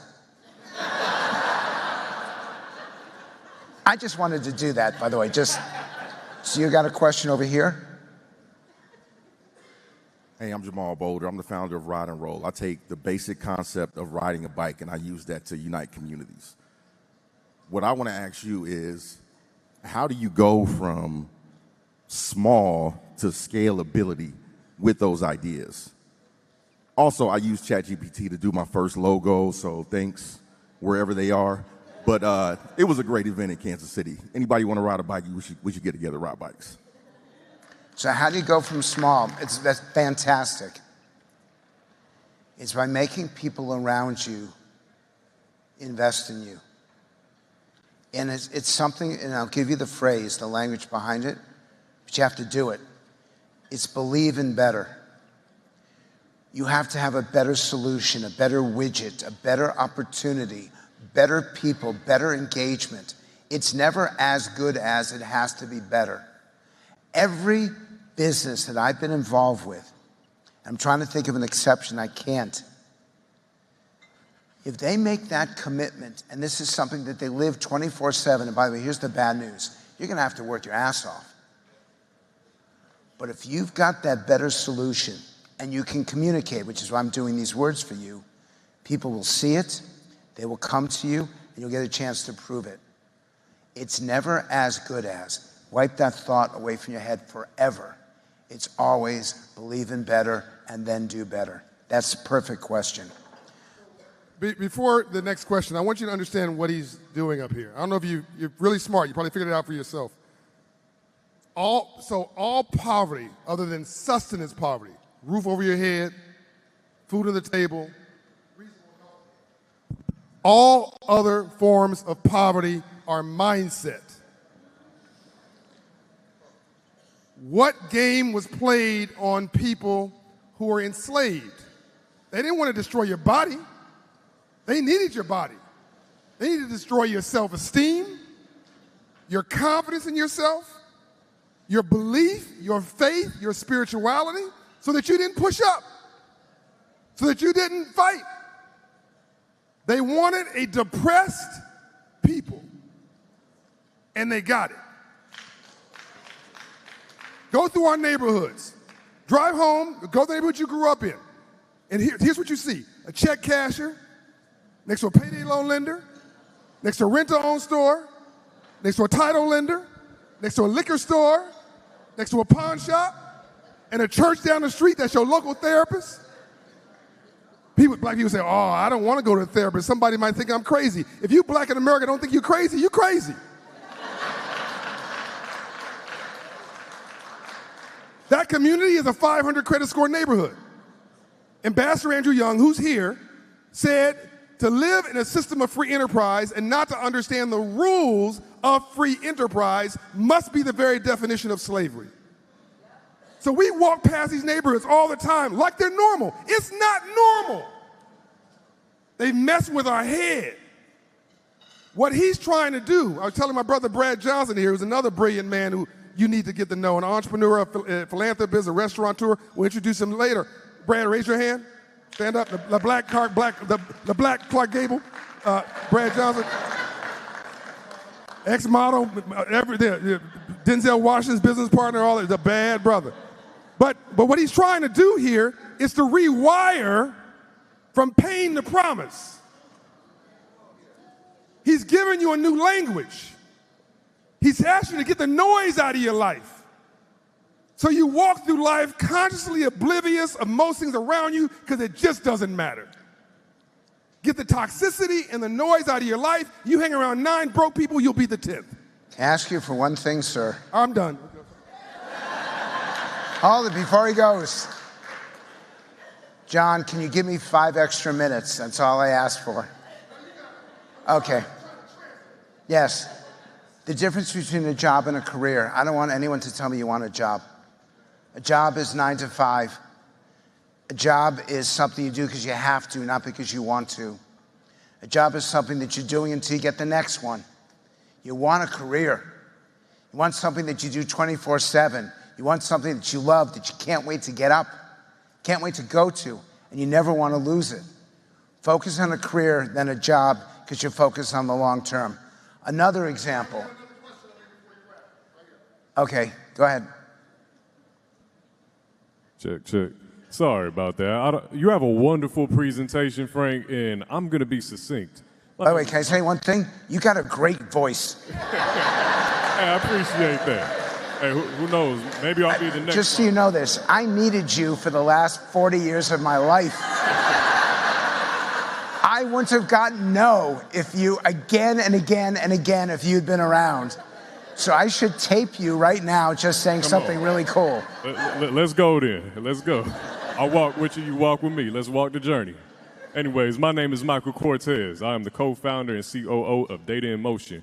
We're helping underserved communities and career changers transition into high-paying tech careers without breaking the bank or going back to college. And I'm also a Morehouse graduate of 2022. Very happy. So, Frank, very, very beautiful presentation. Changing the language, your inner language, as within is without, will start to change your life. I would like to know within your lexicon, what other words of humanity and love do you have that we can add to ourselves and within our communities? By the way, these are words that aren't just good in this room. These are words that will be good in Washington, D.C., in the state capitals across the country, by our business leaders, and the number one word of all, it's actually 2 words, mutual respect. Sure. If we can deliver mutual respect, but you have to live it, you have to believe it, and you actually have to practice it. That's number 1. Number 2 is to value people. It's even more than appreciate them. And I don't mean value it in terms of dollars and cents. Value them that you're grateful that they're there. Number 3 is I never say to people, have a good day. Because you know I don't mean it. It's not that I want them to have a bad day, but I don't believe in expressing words that are meaningless. Everything that we say should not only have meaning, but should also have purpose. And number 4, and this is actually some good advice, don't be the last one to respond to an email chain. Because if you are, it means that it didn't actually matter. So when you start going, hey, thanks for that. No, you're welcome. No, I really appreciate it. No, the honor's mine. No, really, I'm grateful. Like, shut the hell up. So that every word actually matters. So what I'll do for you, because I know John does this for people, is talk to John. I'm going to send you the whole deck. In fact, if anyone wants it, but I want you to communicate. Will you do this favor for me? Will you go, I'm on X, and I use X to recruit for focus groups. And in fact, we got a video back there of John. And let's do this. Let's take this down. I know I have to get off, but I want to show one of these clips of John interacting with a community that was very skeptical and very cynical. And I'm just going to show you one clip. It's going to last about a minute and a half. But if you go on X and sign up to receive comments from me on a daily basis, I will give you all of this language that'll be helpful for you, not just now, but in the future. And hopefully it's a fair trade. And just remember, I'll never bother you. You decide when you come to read whatever I've written. So you have nothing to lose and everything to gain. Can you guys pull up that video, just one of these videos, because I want you to show you how amazing John Hope Bryant really is.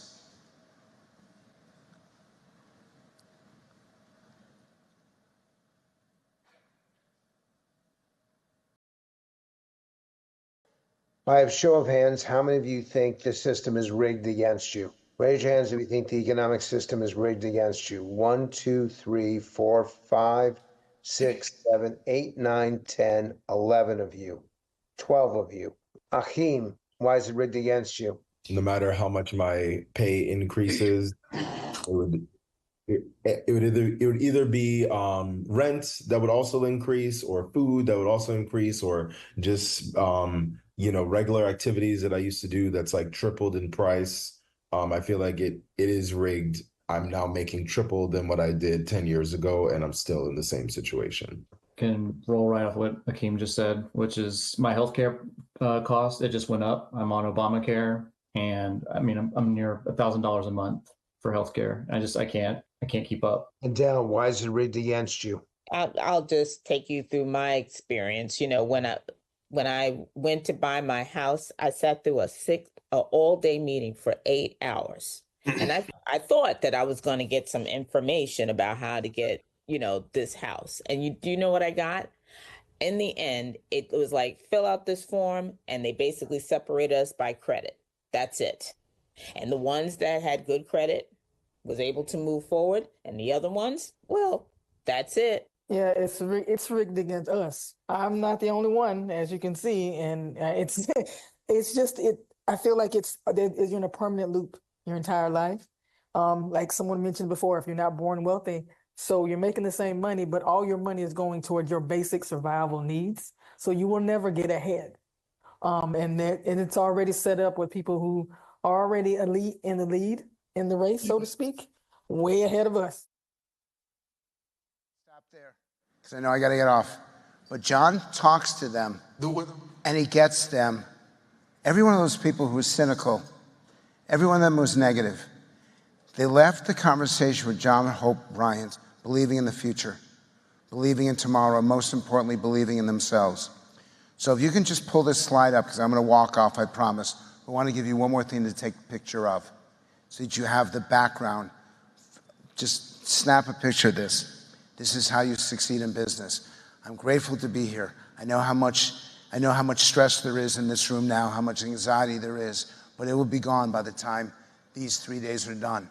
And it's because this is an effort in improving the future. This, ladies and gentlemen, is the American dream.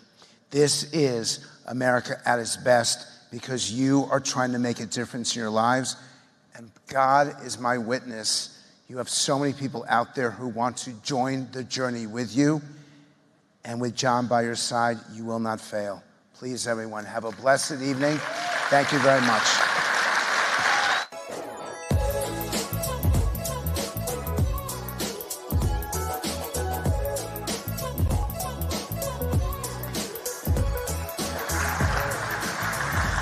Wasn't he amazing?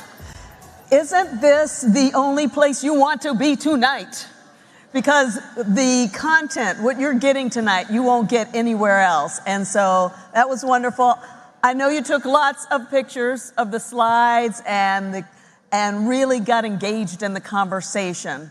And have I mentioned that Arrested Development is still to come? All right. Great evening. So thank you so much. Let's give a big round of applause once again to Frank Luntz, sharing that amazing research. So we're very excited. We're just going to keep it going until you get ready to get your party on. We're going to unpack the future of financial literacy now and how Operation Hope is leading the way. And that's why you're here tonight. So please welcome to the stage David Bradley. He's the Operation Hope client. You can start clapping. Kayleen McLeavin, Operation Hope client. Venison Nelson, Operation Hope client. And Yaharo Lugo, Operation Hope coach. Plus Nathan Beaucamp, Director of Program Operations for Operation Hope. And of course, the ever wonderful Lance Triggs, the President of Operations of Operation Hope. This is one of the best parts of the show for me. Be able to tell the stories that make Operation Hope continue to do this type of work for over 30-something years, 32 years, going on 33 years. As I mentioned earlier, these clients, and we have our coach, Yahira Lugo, we have one of our directors, Nathan Beauchamp, represent the 300 coaches supporting across America, 1,500 locations with our bank partners. So you're going to get a chance to hear about their story tonight. And so we're going to start with our clients today. We have David Bradley here, who is from Nashville, Tennessee. Give him a round of applause. Representing First Horizon Bank. And we'll start with you with the question, David. Share with the audience, before you began working with your coach at Operation Hope, what was your financial situation like? So I would describe my financial situation as a lot of gray. My wife and I had just gotten engaged right before going to Operation Hope. And, a lot of people will go through premarital counseling, but we wanted to go through financial counseling because one of my mentors told me that one of the biggest things that couples will fight over is money, and it can lead to divorce and all kinds of problems. And I didn't want that for my future. I didn't want that for my marriage. So we wanted to be sure and have a foundation in financial literacy. Very good. Kayleen, same question. Yeah, for my business, it was at the very infant stages, and I would say not really any solid foundation in place, wanting to be able to scale, but having started the business in 2020, it was very shaky, so it was at a point where I really was ready to quit before Operation Hope. Very good. And Venison?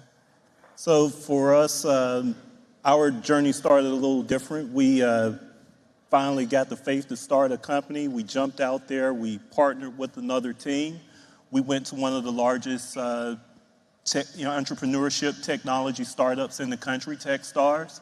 And at that program, we found out that we're not good partners. So I ended up having to start over and create a new company, develop a new strategy and a new path, and I'll say the rest about what Operation Hope did to make that so awesome as we go on. Yeah, very good. So David, back to you. So now you heard about Operation Hope.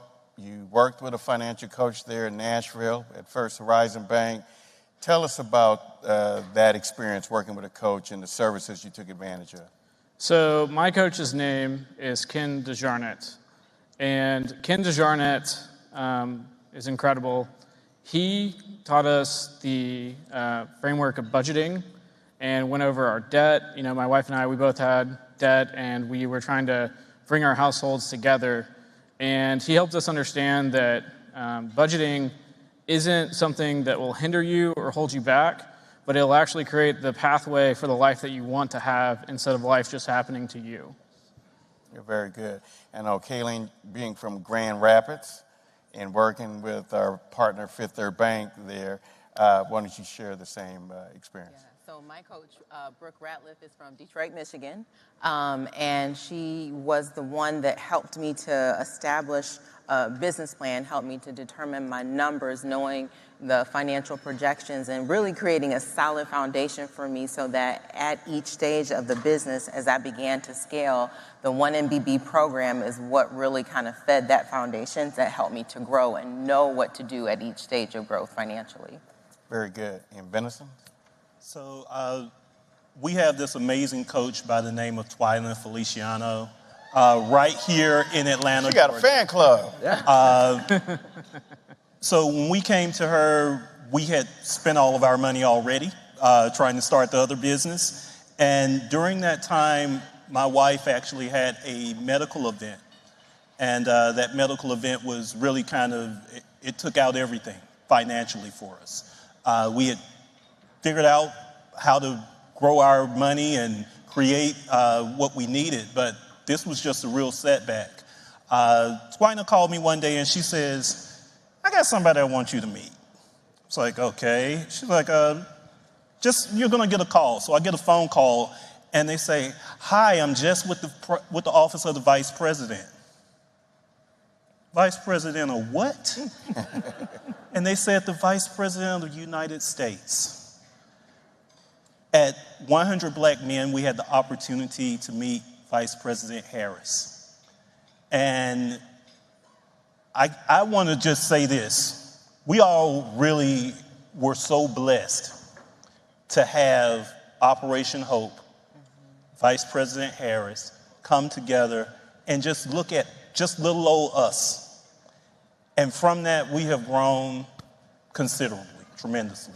Very good, very good, very good. That's right, that's right, that's right.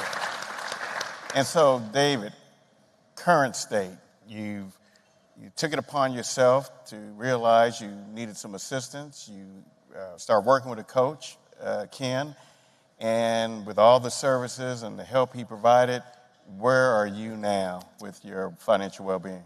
So my wife and I are proud to say that we paid off $30,000 in consumer debt. $30,000. Amen. And because we were consumer debt free, this past summer we closed on our very first house. Home ownership. Home ownership. Thank you.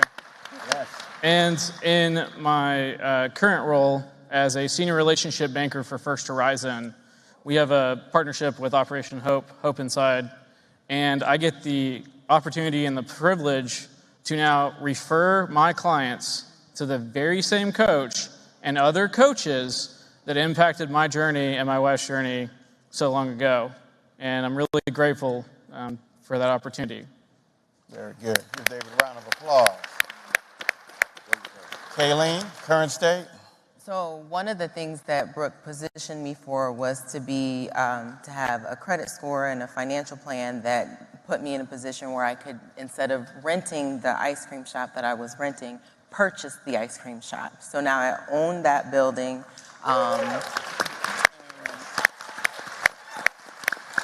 And then went from being able to do that into employing over 11 youth and 80% minority and all under the age of 25.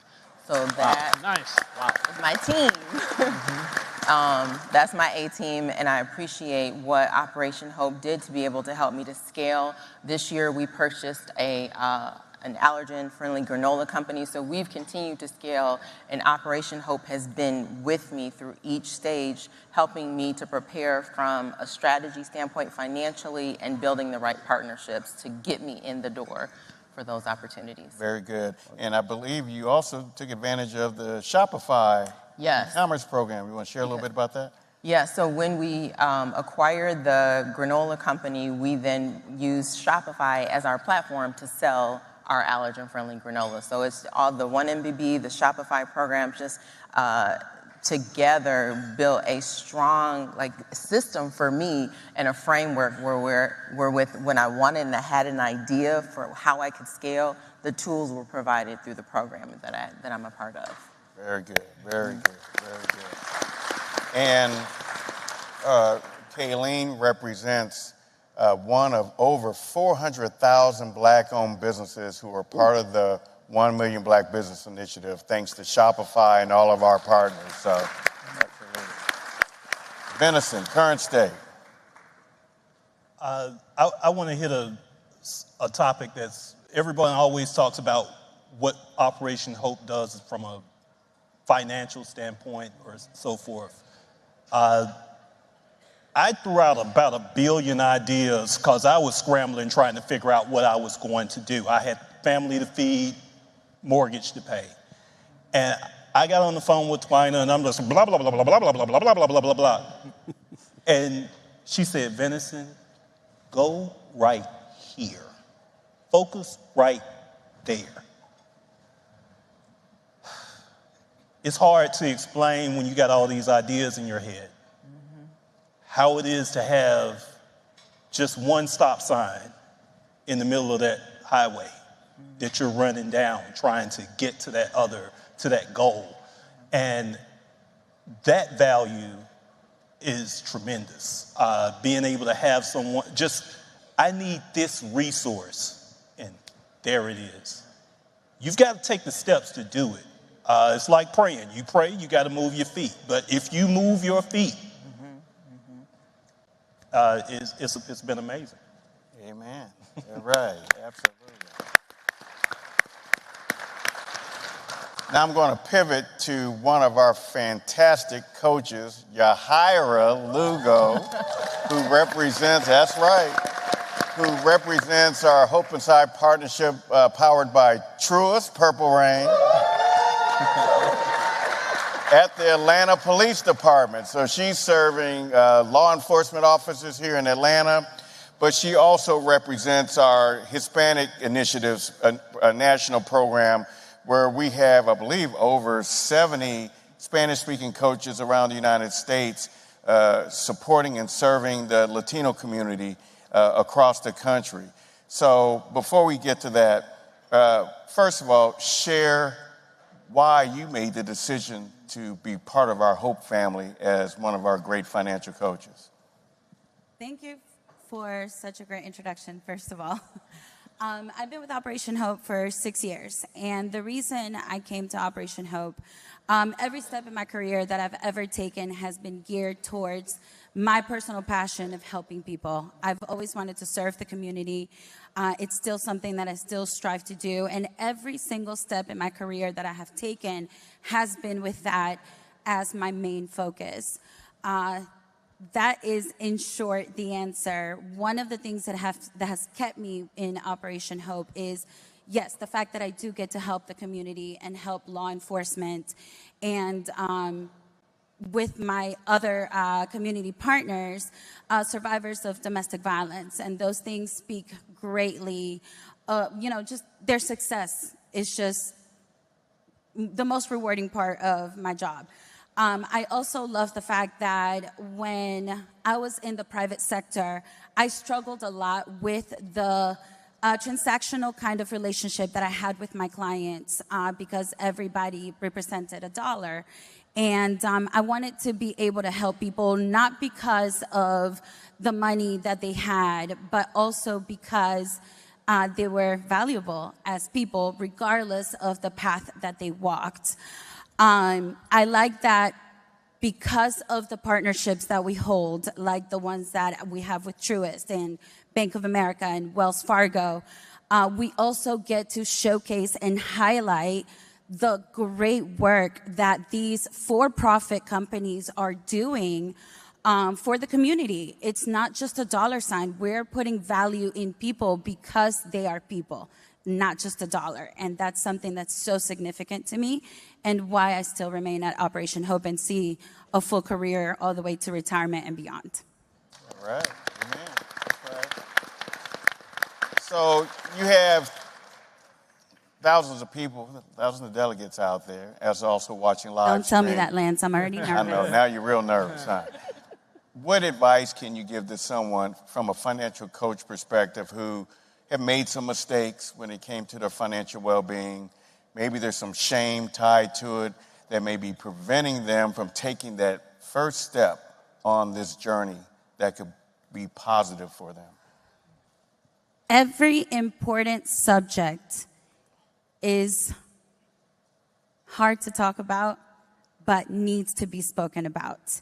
One of the things that I love about the environment now is that we're looking at well-being in a holistic manner. We're not just worried about financial well-being, but we're talking about the impact of that financial well-being to our mental health, to our physical health. And it is something that now we are going forward in that hard conversation. We're having those tough conversations. And listen, you're not alone. This is not a boat that you're on by yourself. I've had financial struggles, and I can pretty much, I would say probably everyone in this room has had some sort of financial struggle at some point in their lives. You're not alone. And that's something that I always like to emphasize with every one of my clients, because it is a really hard and difficult and uncomfortable topic to talk to, or to talk about, especially when you're speaking to someone that you just met maybe 5 minutes ago. So a lot of what I do is just bring that comfortability to them, so they know that this isn't just your journey. This is a journey that many, many people have already walked. And if one person can see success, then every single person can also see success. Yeah, very good. Very good. All right, well, we're coming to a close with my man, Nathan. Nathan Beauchamp is one of our great directors of program ops who oversees our Wells Fargo Stagecoach, Wells Fargo portfolio, about to go to 40 locations. That's right. Soon 50 after that. Thank you, Darlene, and the team for your commitment. But under their leadership and guidance, we're also serving populations, indigenous American populations in Gallup, New Mexico. And then also we just opened a location, thanks to Wells Fargo, in Alaska. And so we're widening out. We're reaching all people. But why don't you share? Nathan is from Alaska, and he's been to Gallup, New Mexico several times. Talk a little bit about our work with Wells Fargo and how we're serving the indigenous American community, the Navajo tribe in New Mexico, but also what we're doing now in Anchorage, Alaska. Absolutely, Lance. So thank you for the opportunity. Thank you, Wells Fargo. Amazing work that we're doing. But in Gallup, New Mexico, guys, we all know there's a big need for the indigenous community. They have been neglected for a while, and we have been able to technically break that gap. And it's a gap in trust. We have locations, we have the education, they have financial literacy products, but they don't trust everyone. And it's a language barrier. In the case of Gallup, New Mexico, we have a coach, Eli Tully. He actually is fluent in Navajo language. So he was able to deliver the message, educate their clients in their own language, build that trust. And in the last year and a half, we have been able to help clients build credit, come from underbank into bank, trust the system, start working in their savings, improving their credit, becoming homeowners. And now we're going to copy that same model in Anchorage, Alaska, with the Alaska Native population. So it's all about building trust and gaining their confidence. That's right. So as you can see, we represent America up here. We're here to serve everyone, whether you're in a rural community, a metro community, or the Hawaiian Islands. We have a team that is still supporting the businesses and residents in Maui who had to endure the fires there going on 2 years. But this is a full representation of the work that we do inside Hope Inside, whether it's with faith-based organizations, inside with our bank branch partners, in the workplace with partners like UPS and Delta. And so I'm so thankful that we have the opportunity to share the people behind the work. You're able to see from their words how this work is happening and how it's changing lives. Let's give them a round of applause. Thank you, thank you, thank you. All right, thank you.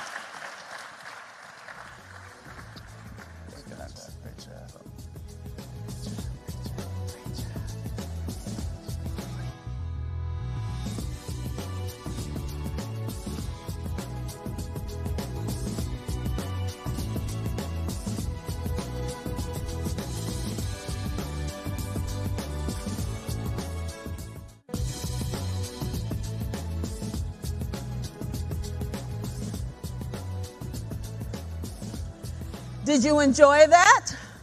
It was wonderful.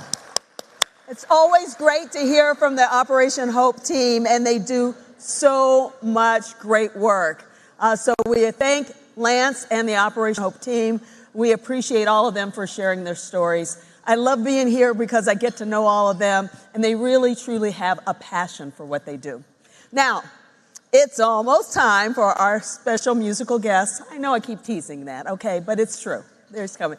I'm a little excited, okay?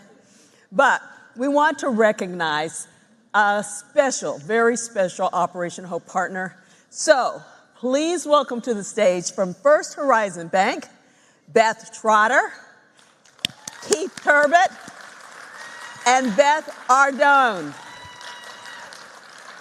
And Operation Hope President of Partnerships, Mary Earsom. Hey. Good evening. How has your night been so far? Great. And you know what we have next as well? Arrested Development. Well, I couldn't think of a better time as we top off the evening of our first day to recognize some incredibly special people and an incredibly special partner.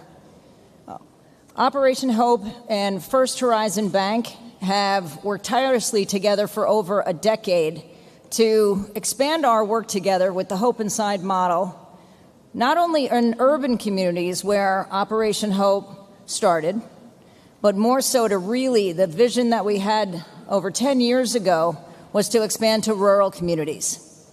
And we worked hand in hand to see how can we do that? How can we be most effective? That we're reaching scale and as many people as possible, but we're making sure that we are, not only increasing credit scores and increasing savings and decreasing debt, but we're connecting to the most in-need vulnerable populations in rural communities throughout their footprint. So through the work and the commitment of First Horizon Bank, every day they're increasing credit scores by an average of 41 points, increasing savings by over $1,100, decreasing debt by $2,200, and then taking it further. And I'll share a quick story of one of the clients named Maurice Johnson. He was a small business owner, and he had a 524 credit score. But he couldn't expand his business. He was in construction, and he needed to buy equipment. So because of First Horizon Bank and the coach that they funded in the Hope Inside location, he was able to qualify for a credit at Home Depot. He expanded his business. He kept working with the coach. He increased his credit score to 675, and First Horizon helped him buy his first home.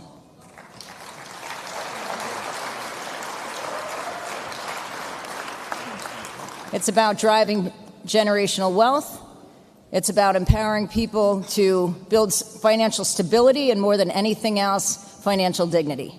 First Horizon Bank is committed to financial dignity. So I want to thank Brian Jordan, our CEO, who has also tirelessly served as our board chair. And it is my honor to provide the award to First Horizon Bank.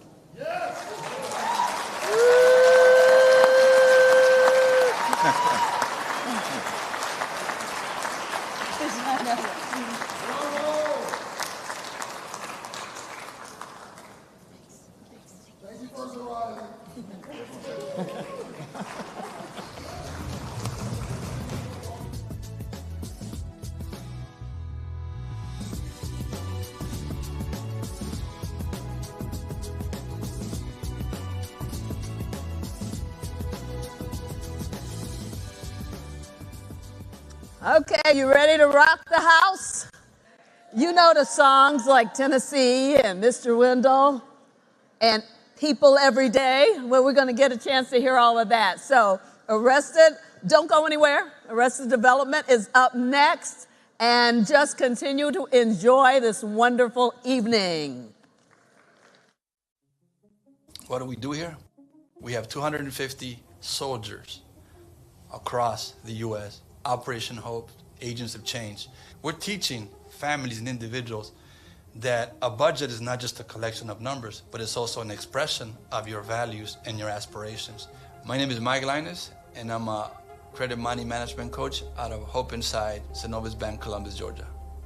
As Sullivan's financial coach, they were referred to me by a local real estate agent that she refers me a lot of people. When they came in, well, first of all, I like to make people at ease. In order for you to provide tailored coaching, you need them to open up. You want to make them feel comfortable.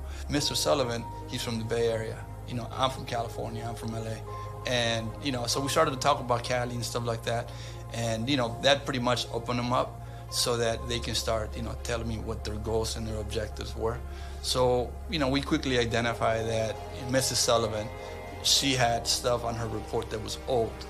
In fact, stuff that should have not been on the report because it's been more than 7 years.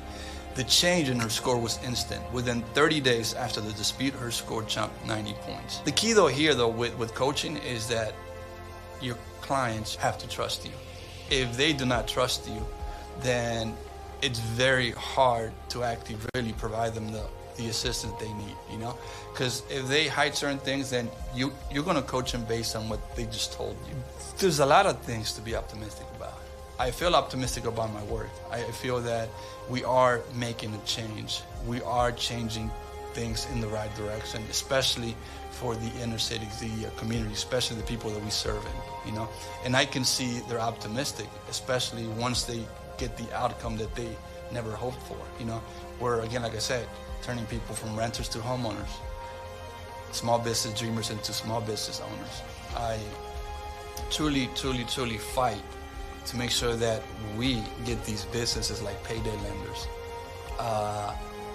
rent to own, check cashing places out of business, because these are the type of businesses that target especially minority communities. We are changing the needle in a positive way. We are changing our communities one individual at a time, one family at a time. And honestly, that makes a huge difference.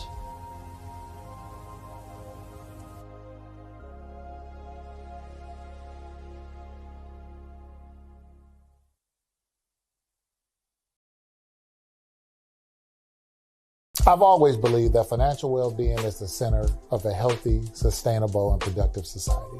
It is the number one lever to having an opportunity to experience the American dream.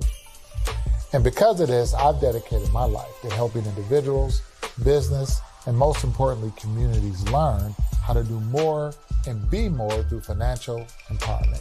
I'm blessed to work for an organization that feels the same. The decision for Fifth Third to invest in forwarding financial literacy is pretty simple. Knowledge is power. And as bankers, sharing our knowledge is how we champion the dreams and opportunities of those that we serve. Fifth Third believes that the more we can do to help people, no matter where they live, where they are in their life, the more we all can benefit. Our partnership with Operation Hope is a natural extension of the philosophies and work we do to build stronger communities.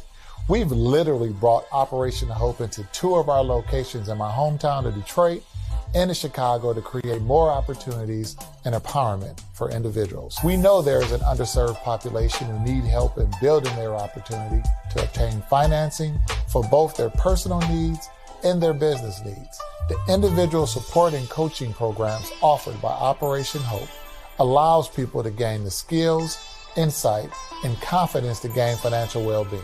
When people are empowered, they are better able to use and benefit from the many products and services that we as a bank can offer. We've seen firsthand how individuals who have worked with Operation Hope have become some of our best customers through utilizing our checking and savings accounts for retirement and college, or to buying a home or a car, or starting a small business. Together, we're moving people from unbanked and underbanked to thriving participants in our economy. So what do I hope for the future? It's pretty simple. Equal opportunity for everyone, regardless of race, gender, or the zip code you were born. It's what builds stronger communities, inclusive infrastructures, business corridors, and healthy environments. Everyone should be able to experience the American dream. That is my hope, and that's why I do what I do every day.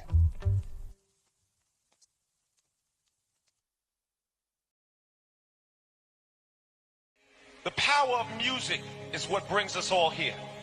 It's what makes these Grammy moments that have come to define this night, year after year, decade after decade. And the Grammy goes to... Go ahead, bro. Tennessee Arrested Development.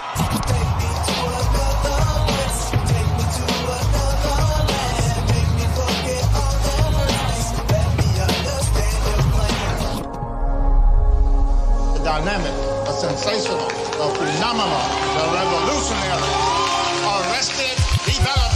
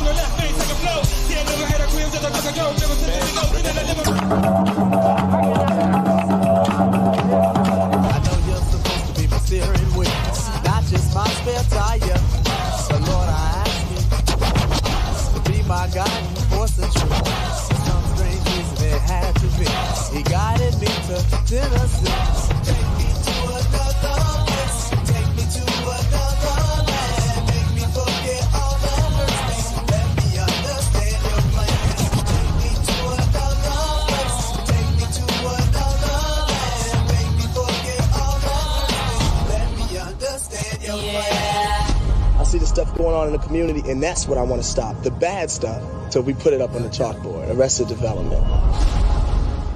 Party people, how y'all doing out here tonight? We are Arrested Development. For those that want to party, just for those that want to party, let's stand up. For those that want to party, let's stand up tonight. We're going to have a great time. Let's go, One Love.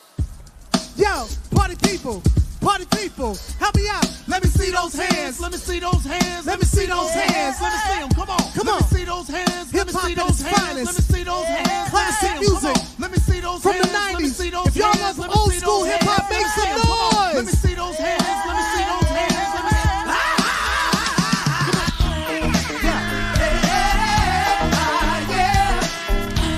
Come on.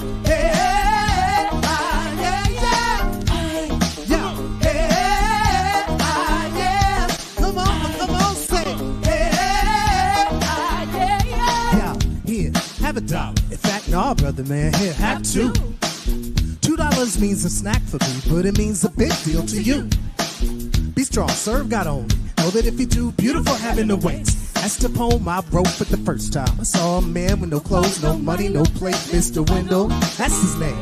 No one ever knew his name, cause he's a no one. Never thought twice about spending on an old bum until I had a chance to really get to know one. Now that I know him, the giving money is a charity. It gives me some knowledge of buying some shoes. And the fake blacks spend all that money on big colleges. Still, most of y'all come out confused. Go ahead, Mr. Window. Come on. Hey, hey, hey. Come on, party people. Hey, hey.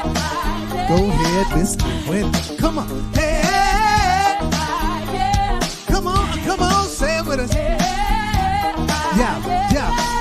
Mr. Winner has freedom. Free that you and I think is dumb. Free to be without the worries of a quick to diss society. For Mr. Windows a bum. His only worries are sickness and an occasional harassment by the police in their chase. Uncivilized we call him, but I just saw him eat off the food we waste. Civilization, are we really civilized? Yes or no? Who are we to judge? When thousands of innocent men could be brutally enslaved and killed of all races grudge. Mr. Winner has tried to warn us about our ways, but we don't hear him talk. Is it his fault when we've gone too far? If we got too far, cause of him we've walked.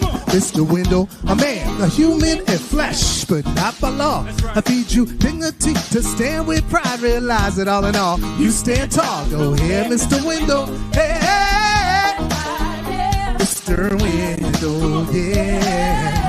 Yeah, Mr. Window. Oh, Mr. Window, yeah. Lord, Mr. Window. Party people, let me see those hands. Come on. We just getting loose. Come on. We're just EQing it. Just previewing it. One love to the building. Arrested Development, live and direct. Most anticipated. I know you hated, underrated for many years. Patiently waited, now I'm motivated by peer. Decorated career, unrelated, ain't an issue. One love's official. Come on. Undercover boys focus, but it's hard to notice how I run up on them jokers in a jet black loaded. Wrote this while vibing with Bone and T. Us free, definitely the world can't see, can't touch. Automatic or clutch, I don't rush. When I bark less than bite much, you can trust every word I wrote. Now quote the verbal antidote flow while dropping the note. Grab your coat. About to take off, about to break off the rhyme and go death with the record that I'm missing long time ago. It can be done, mate, but only I can do it. For those that can dance and clap their hands to it, let's go. Come say on. Ho, ho.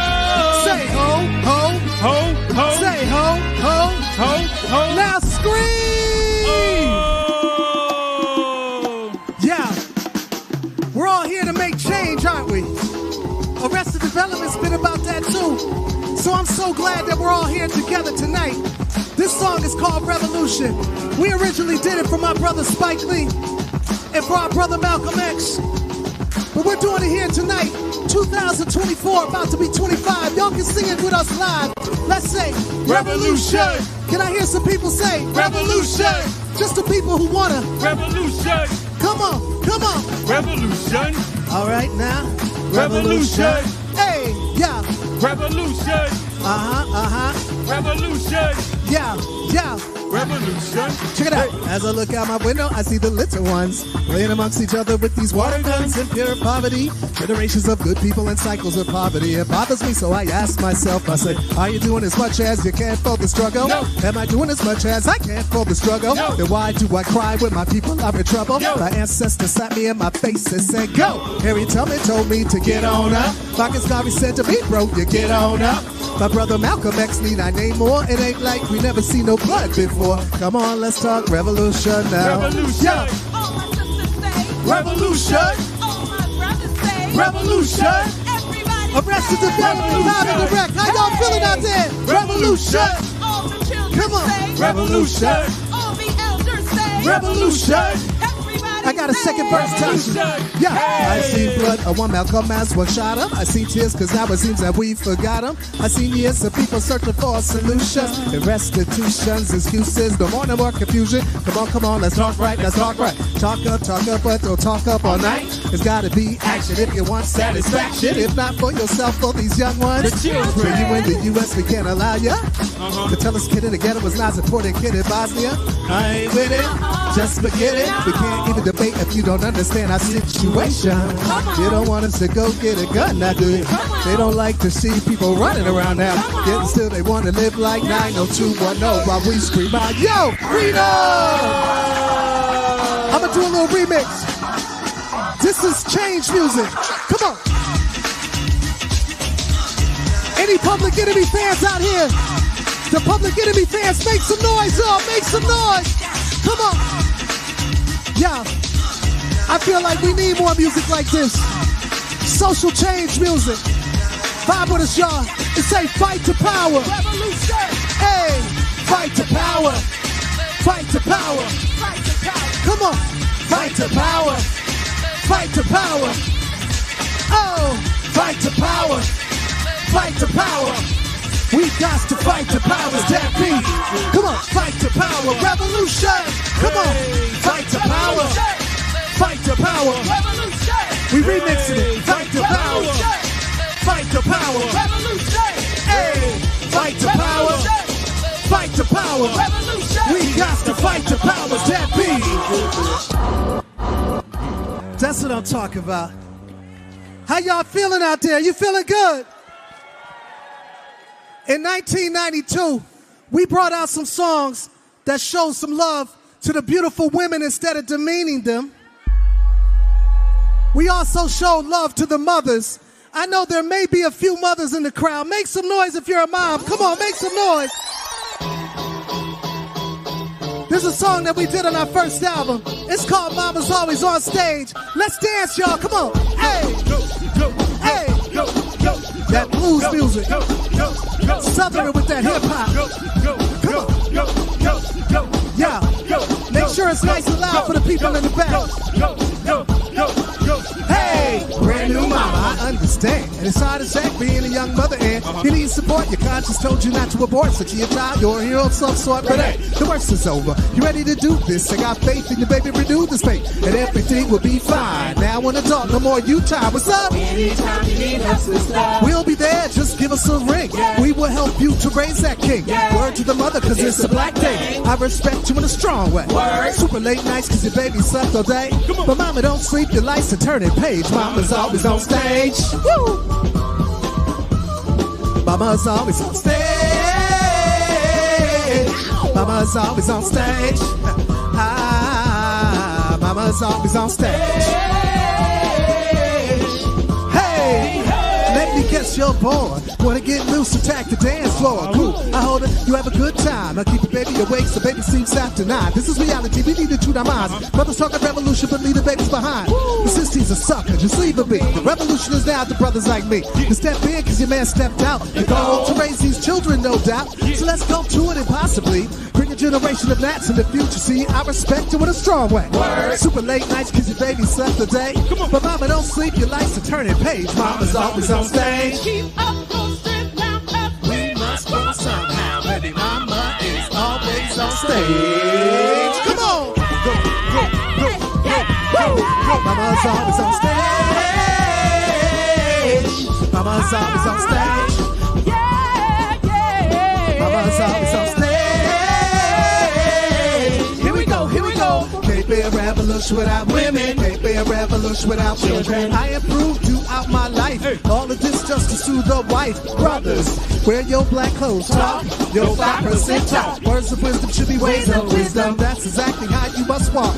Life's too short, your mission's to die. And nurture another mind before yours expires. Pass it on, push it along. Like the brother said in that one song. We respect you all the way. Late nights, cause your baby slept all day. But mama gotta stay strong, carry it on. Hey, mama's on stage. Hey, on stage. Mama's always on stage. Mama's always on stage. Mama's on stage. Mama's always on stage. Arrested Development hails from Atlanta, Georgia. We at home now. Bend your knees if you're having a good time. Come on, y'all. Get down. Get down. If you're able, come on. Go low as you can go. To the floor. Get down. To the floor. Get low. Get down. Get down. Back up, back up, back up. Check it out. Hey, ho, hey, ho, hey. Can I see some hands? Hey, ho. Hip hop parade. Ho, hey, ho, hey, ho. Everybody out there scream. Yo, this is hip hop music. And we do a little call and response thing every once in a while. And I'm gonna need y'all's help with this one. Check it out. Just wave your hands in the air. Yeah. Wave them like you just don't care. If you got unclean underwear, somebody say, oh yeah. Oh yeah. Oh yeah. Oh yeah. And you don't stop. Say, ha ha ha ha ha. Yeah, say, okay, all the ladies in the place. The ladies, the ladies, the ladies in the place. Come on, let me hear you say, ow. Say ow. Homeboys, let's make some noise. Let me hear you say ho. Say Say ho. Say ho. Yeah, I'm gonna play a couple classics. Not that we haven't been doing this already, but we gonna play some classics because we celebrating hip hop right now and what it means to all of us. Come on. See if y'all know this one. Come on in. Jump, jump. The Mac that'll make you jump, jump. Daddy Mac will make you jump, jump. Right from the ATL. Rest in peace, Chris. Jump, jump. Jump, jump. The Mac that'll make you jump, jump. Daddy Mac will make you jump, jump. Oh man, I got some classics in the building. Jump. Woo! I'm the miggity Mac Daddy. What? I'm the miggity Mac. My man One Love is doing it. Let's see if they know this one. Yo. Just to party people that want to get loose tonight. Let's get loose and defy gravity. Jump, jump. Everybody jump. Come on, jump, jump. Everybody jump, jump, jump. Everybody jump, jump, jump. Everybody jump. Come on and jump, jump. Everybody jump, jump, jump. Everybody jump. Come on and jump, jump. Everybody I'm jump. feeling the vibe with this one, y'all. What's up? Bag it up, bag it in. What? Let me begin. I came to win, battle me. That's a sin. Man, I love that joint right there. Hip hop music could be about partying, but it also could be about reflecting. You know, I lost my grandmother, and I used to visit her every summer in a beautiful, magical place called Tennessee. And we went down to her funeral, and we celebrated her life. And I know some people in this audience have been through the same thing. If you've been through somebody that you love and you want to celebrate right now, put one finger in the air for them, because you're still united with them. And we left that funeral with a sense of understanding. But at the same time, my only brother, he was only 29 years old, passed away the same week that my grandmother passed. And I could only say, brothers and sisters, brothers and sisters, I don't know what this world is coming to. Yeah. Yo, I'm gonna do a song because the last place I saw my grandmother and my brother was in that magical place down south. It's a place called Tennessee. Come on, y'all. Tennessee. We're gonna celebrate the lives of the people you love. I need y'all to put your hands up in the air and vibe with Tasha LaRae. Won't you let me? Won't you help me? Won't you help me understand? I think we're doing this. If y'all having a good time out there, can I see somebody's hands in the air? Just if you love the vibe. Oh. Take me home. Come on. Take me home. Home. Take me to another Arrested Development, live and direct. Come on. Take me home. Sister Tasha, you feeling soulful, loving it.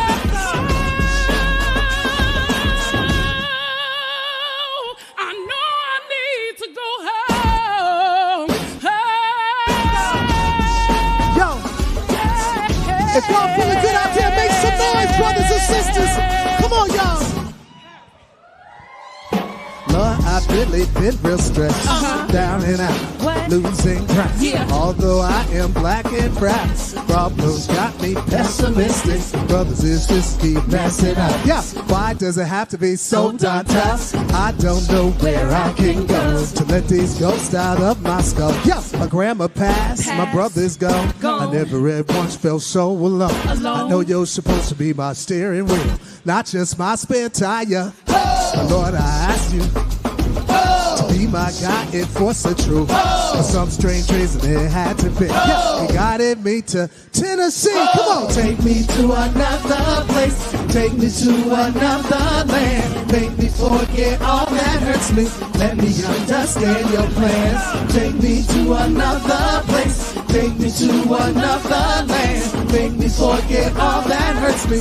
Let me understand your plan. Lord, it's obvious we got a relationship. Talking to each other every night and then. Know you're superior over me. We talk to each other in a friendship way. And out of nowhere, you tell me to break. Out of the country and into more countries. Past Osborne, into Ripley, where the ghost of childhood haunts me. Walk the roads my forefathers walked. Climb the trees my forefathers hung from. Ask those trees for all their wisdom. They tell me my ears are so young. Go back to from whence you came. Your family tree, your family life. For some strange reason it had to be. They guided me to Tennessee. Come on, take me to another place. Take me to another land. Make me forget all that hurts me. Let me understand your plans. Take me to another place. Take me to another land. Make me forget all that hurts me. Let me understand your plans. Come on, y'all. Clap your hands. She went down to Holly Springs. Roseline and Baba, they went down to Peachtree. Your speech, I told you to a game of horseshoes. A game of horseshoes. Now I see the importance of business. Why my pity be in a massive with me. Many journeys to freedom ain't in vain. By brothers on the corner playing ghetto games. I ask you, Lord, why you enlighten me. Out the enlightenment of all my folks. He said, cause I set myself on a quest for truth. And he was there to quench my thirst. But I am still thirsty. Lord, allow me to drink some more. He said what I am searching for are the answers to all which are in front of me. The ultimate truth started to get blurry. For some strange reason it had to be. It was all a dream about Tennessee. Take me to another place. Come on. Take me to another. Yeah, come on. Make me forget all that hurts me. Let me understand your plans. Take me to another place. Take me to another land. Make me forget all that hurts me. Let me understand your plans. You don't stop. Come on. Lord, won't you let me? Come on. Lord, won't you help me? The people that's having a good time, can I see some hands up in the air? Let's wave them like this. Joe. Oh.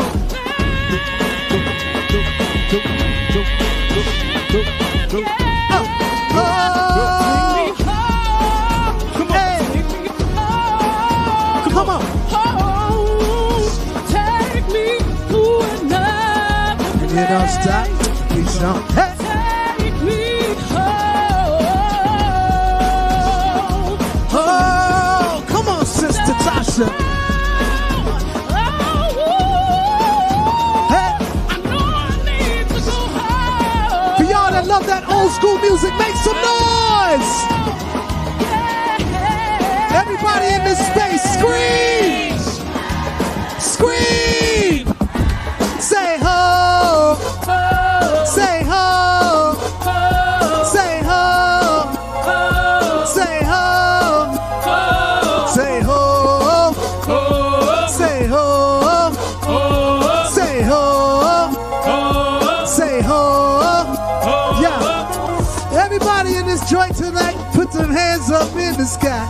And wave around from side to side. Wave around from side to side. Yeah, everybody in this joint tonight, if you're feeling like getting live, yo, put them hands up in the sky. Yo, wave around from side to side. Come on. Yeah. This is hip hop. In life we have choices.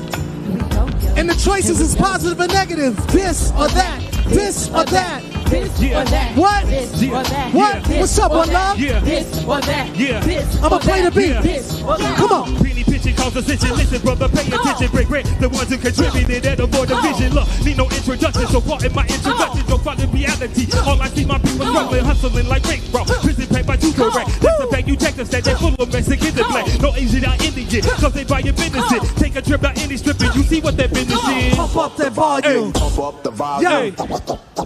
Come on. Yeah. Yeah. This is that KRS-One joint. Any KRS fans out there? Boogie Down Productions. Hey. Okay. Come on.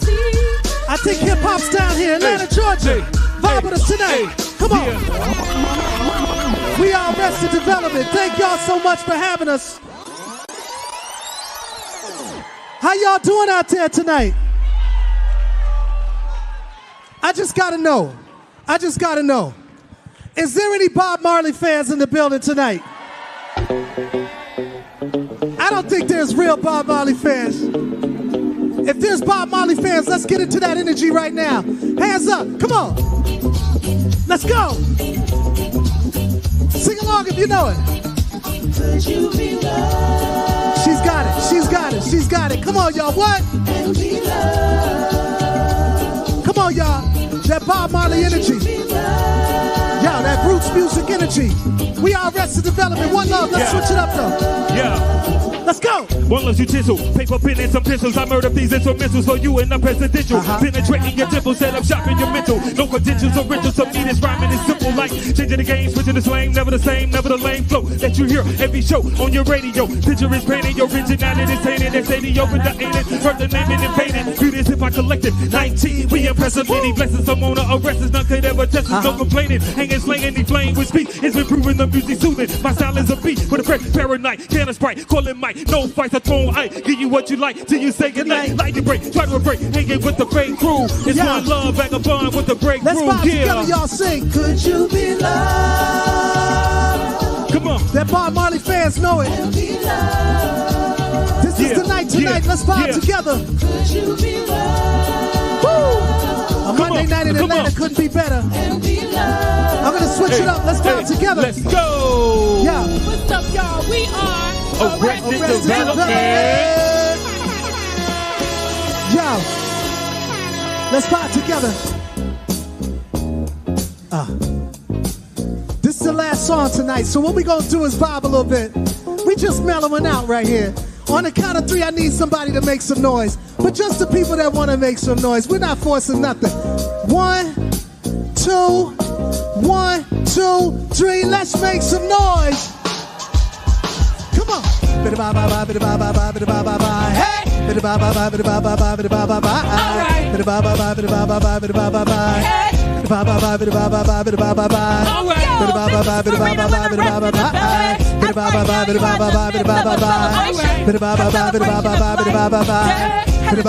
Check this out. Let me hear you say whoa. Say yeah. Say whoa. Yeah.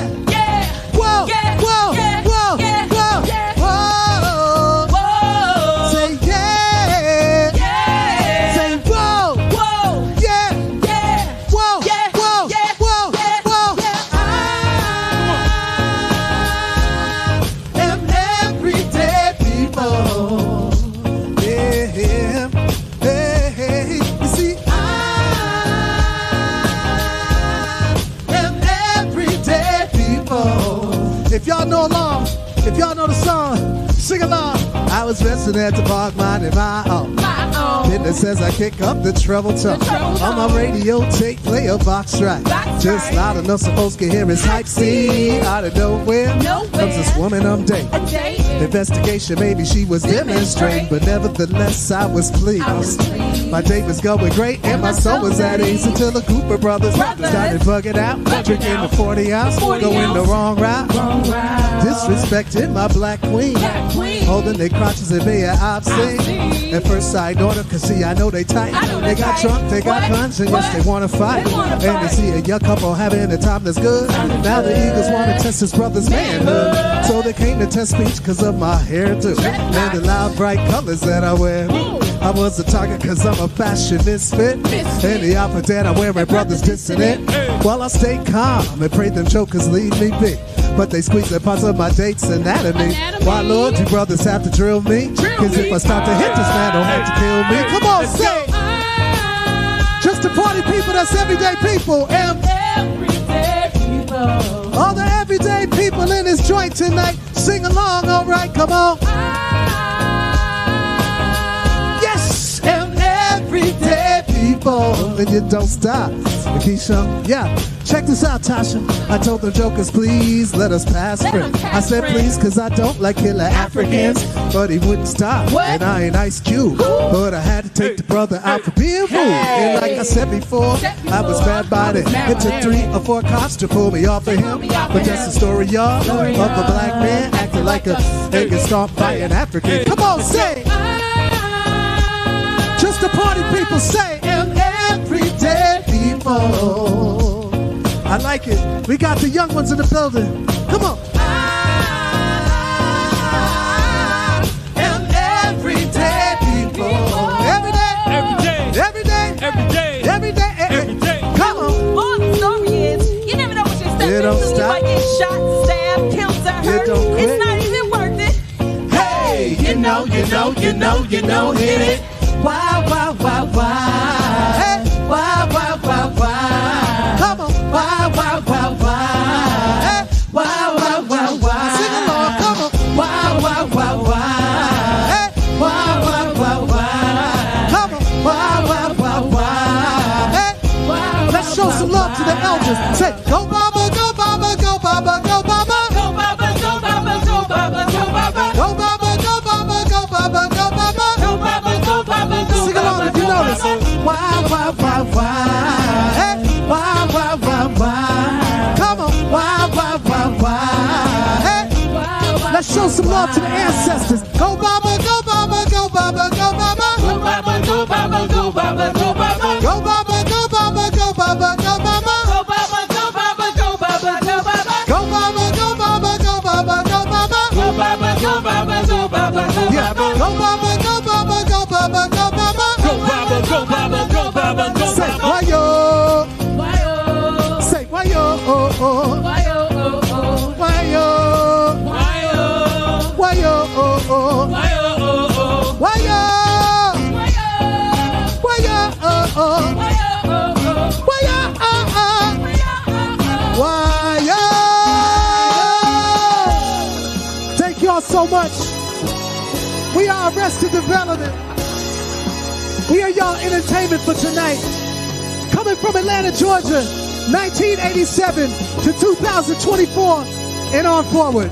Thank y'all for rocking with us. We love you, always have. Appreciate y'all's support. And we out of here.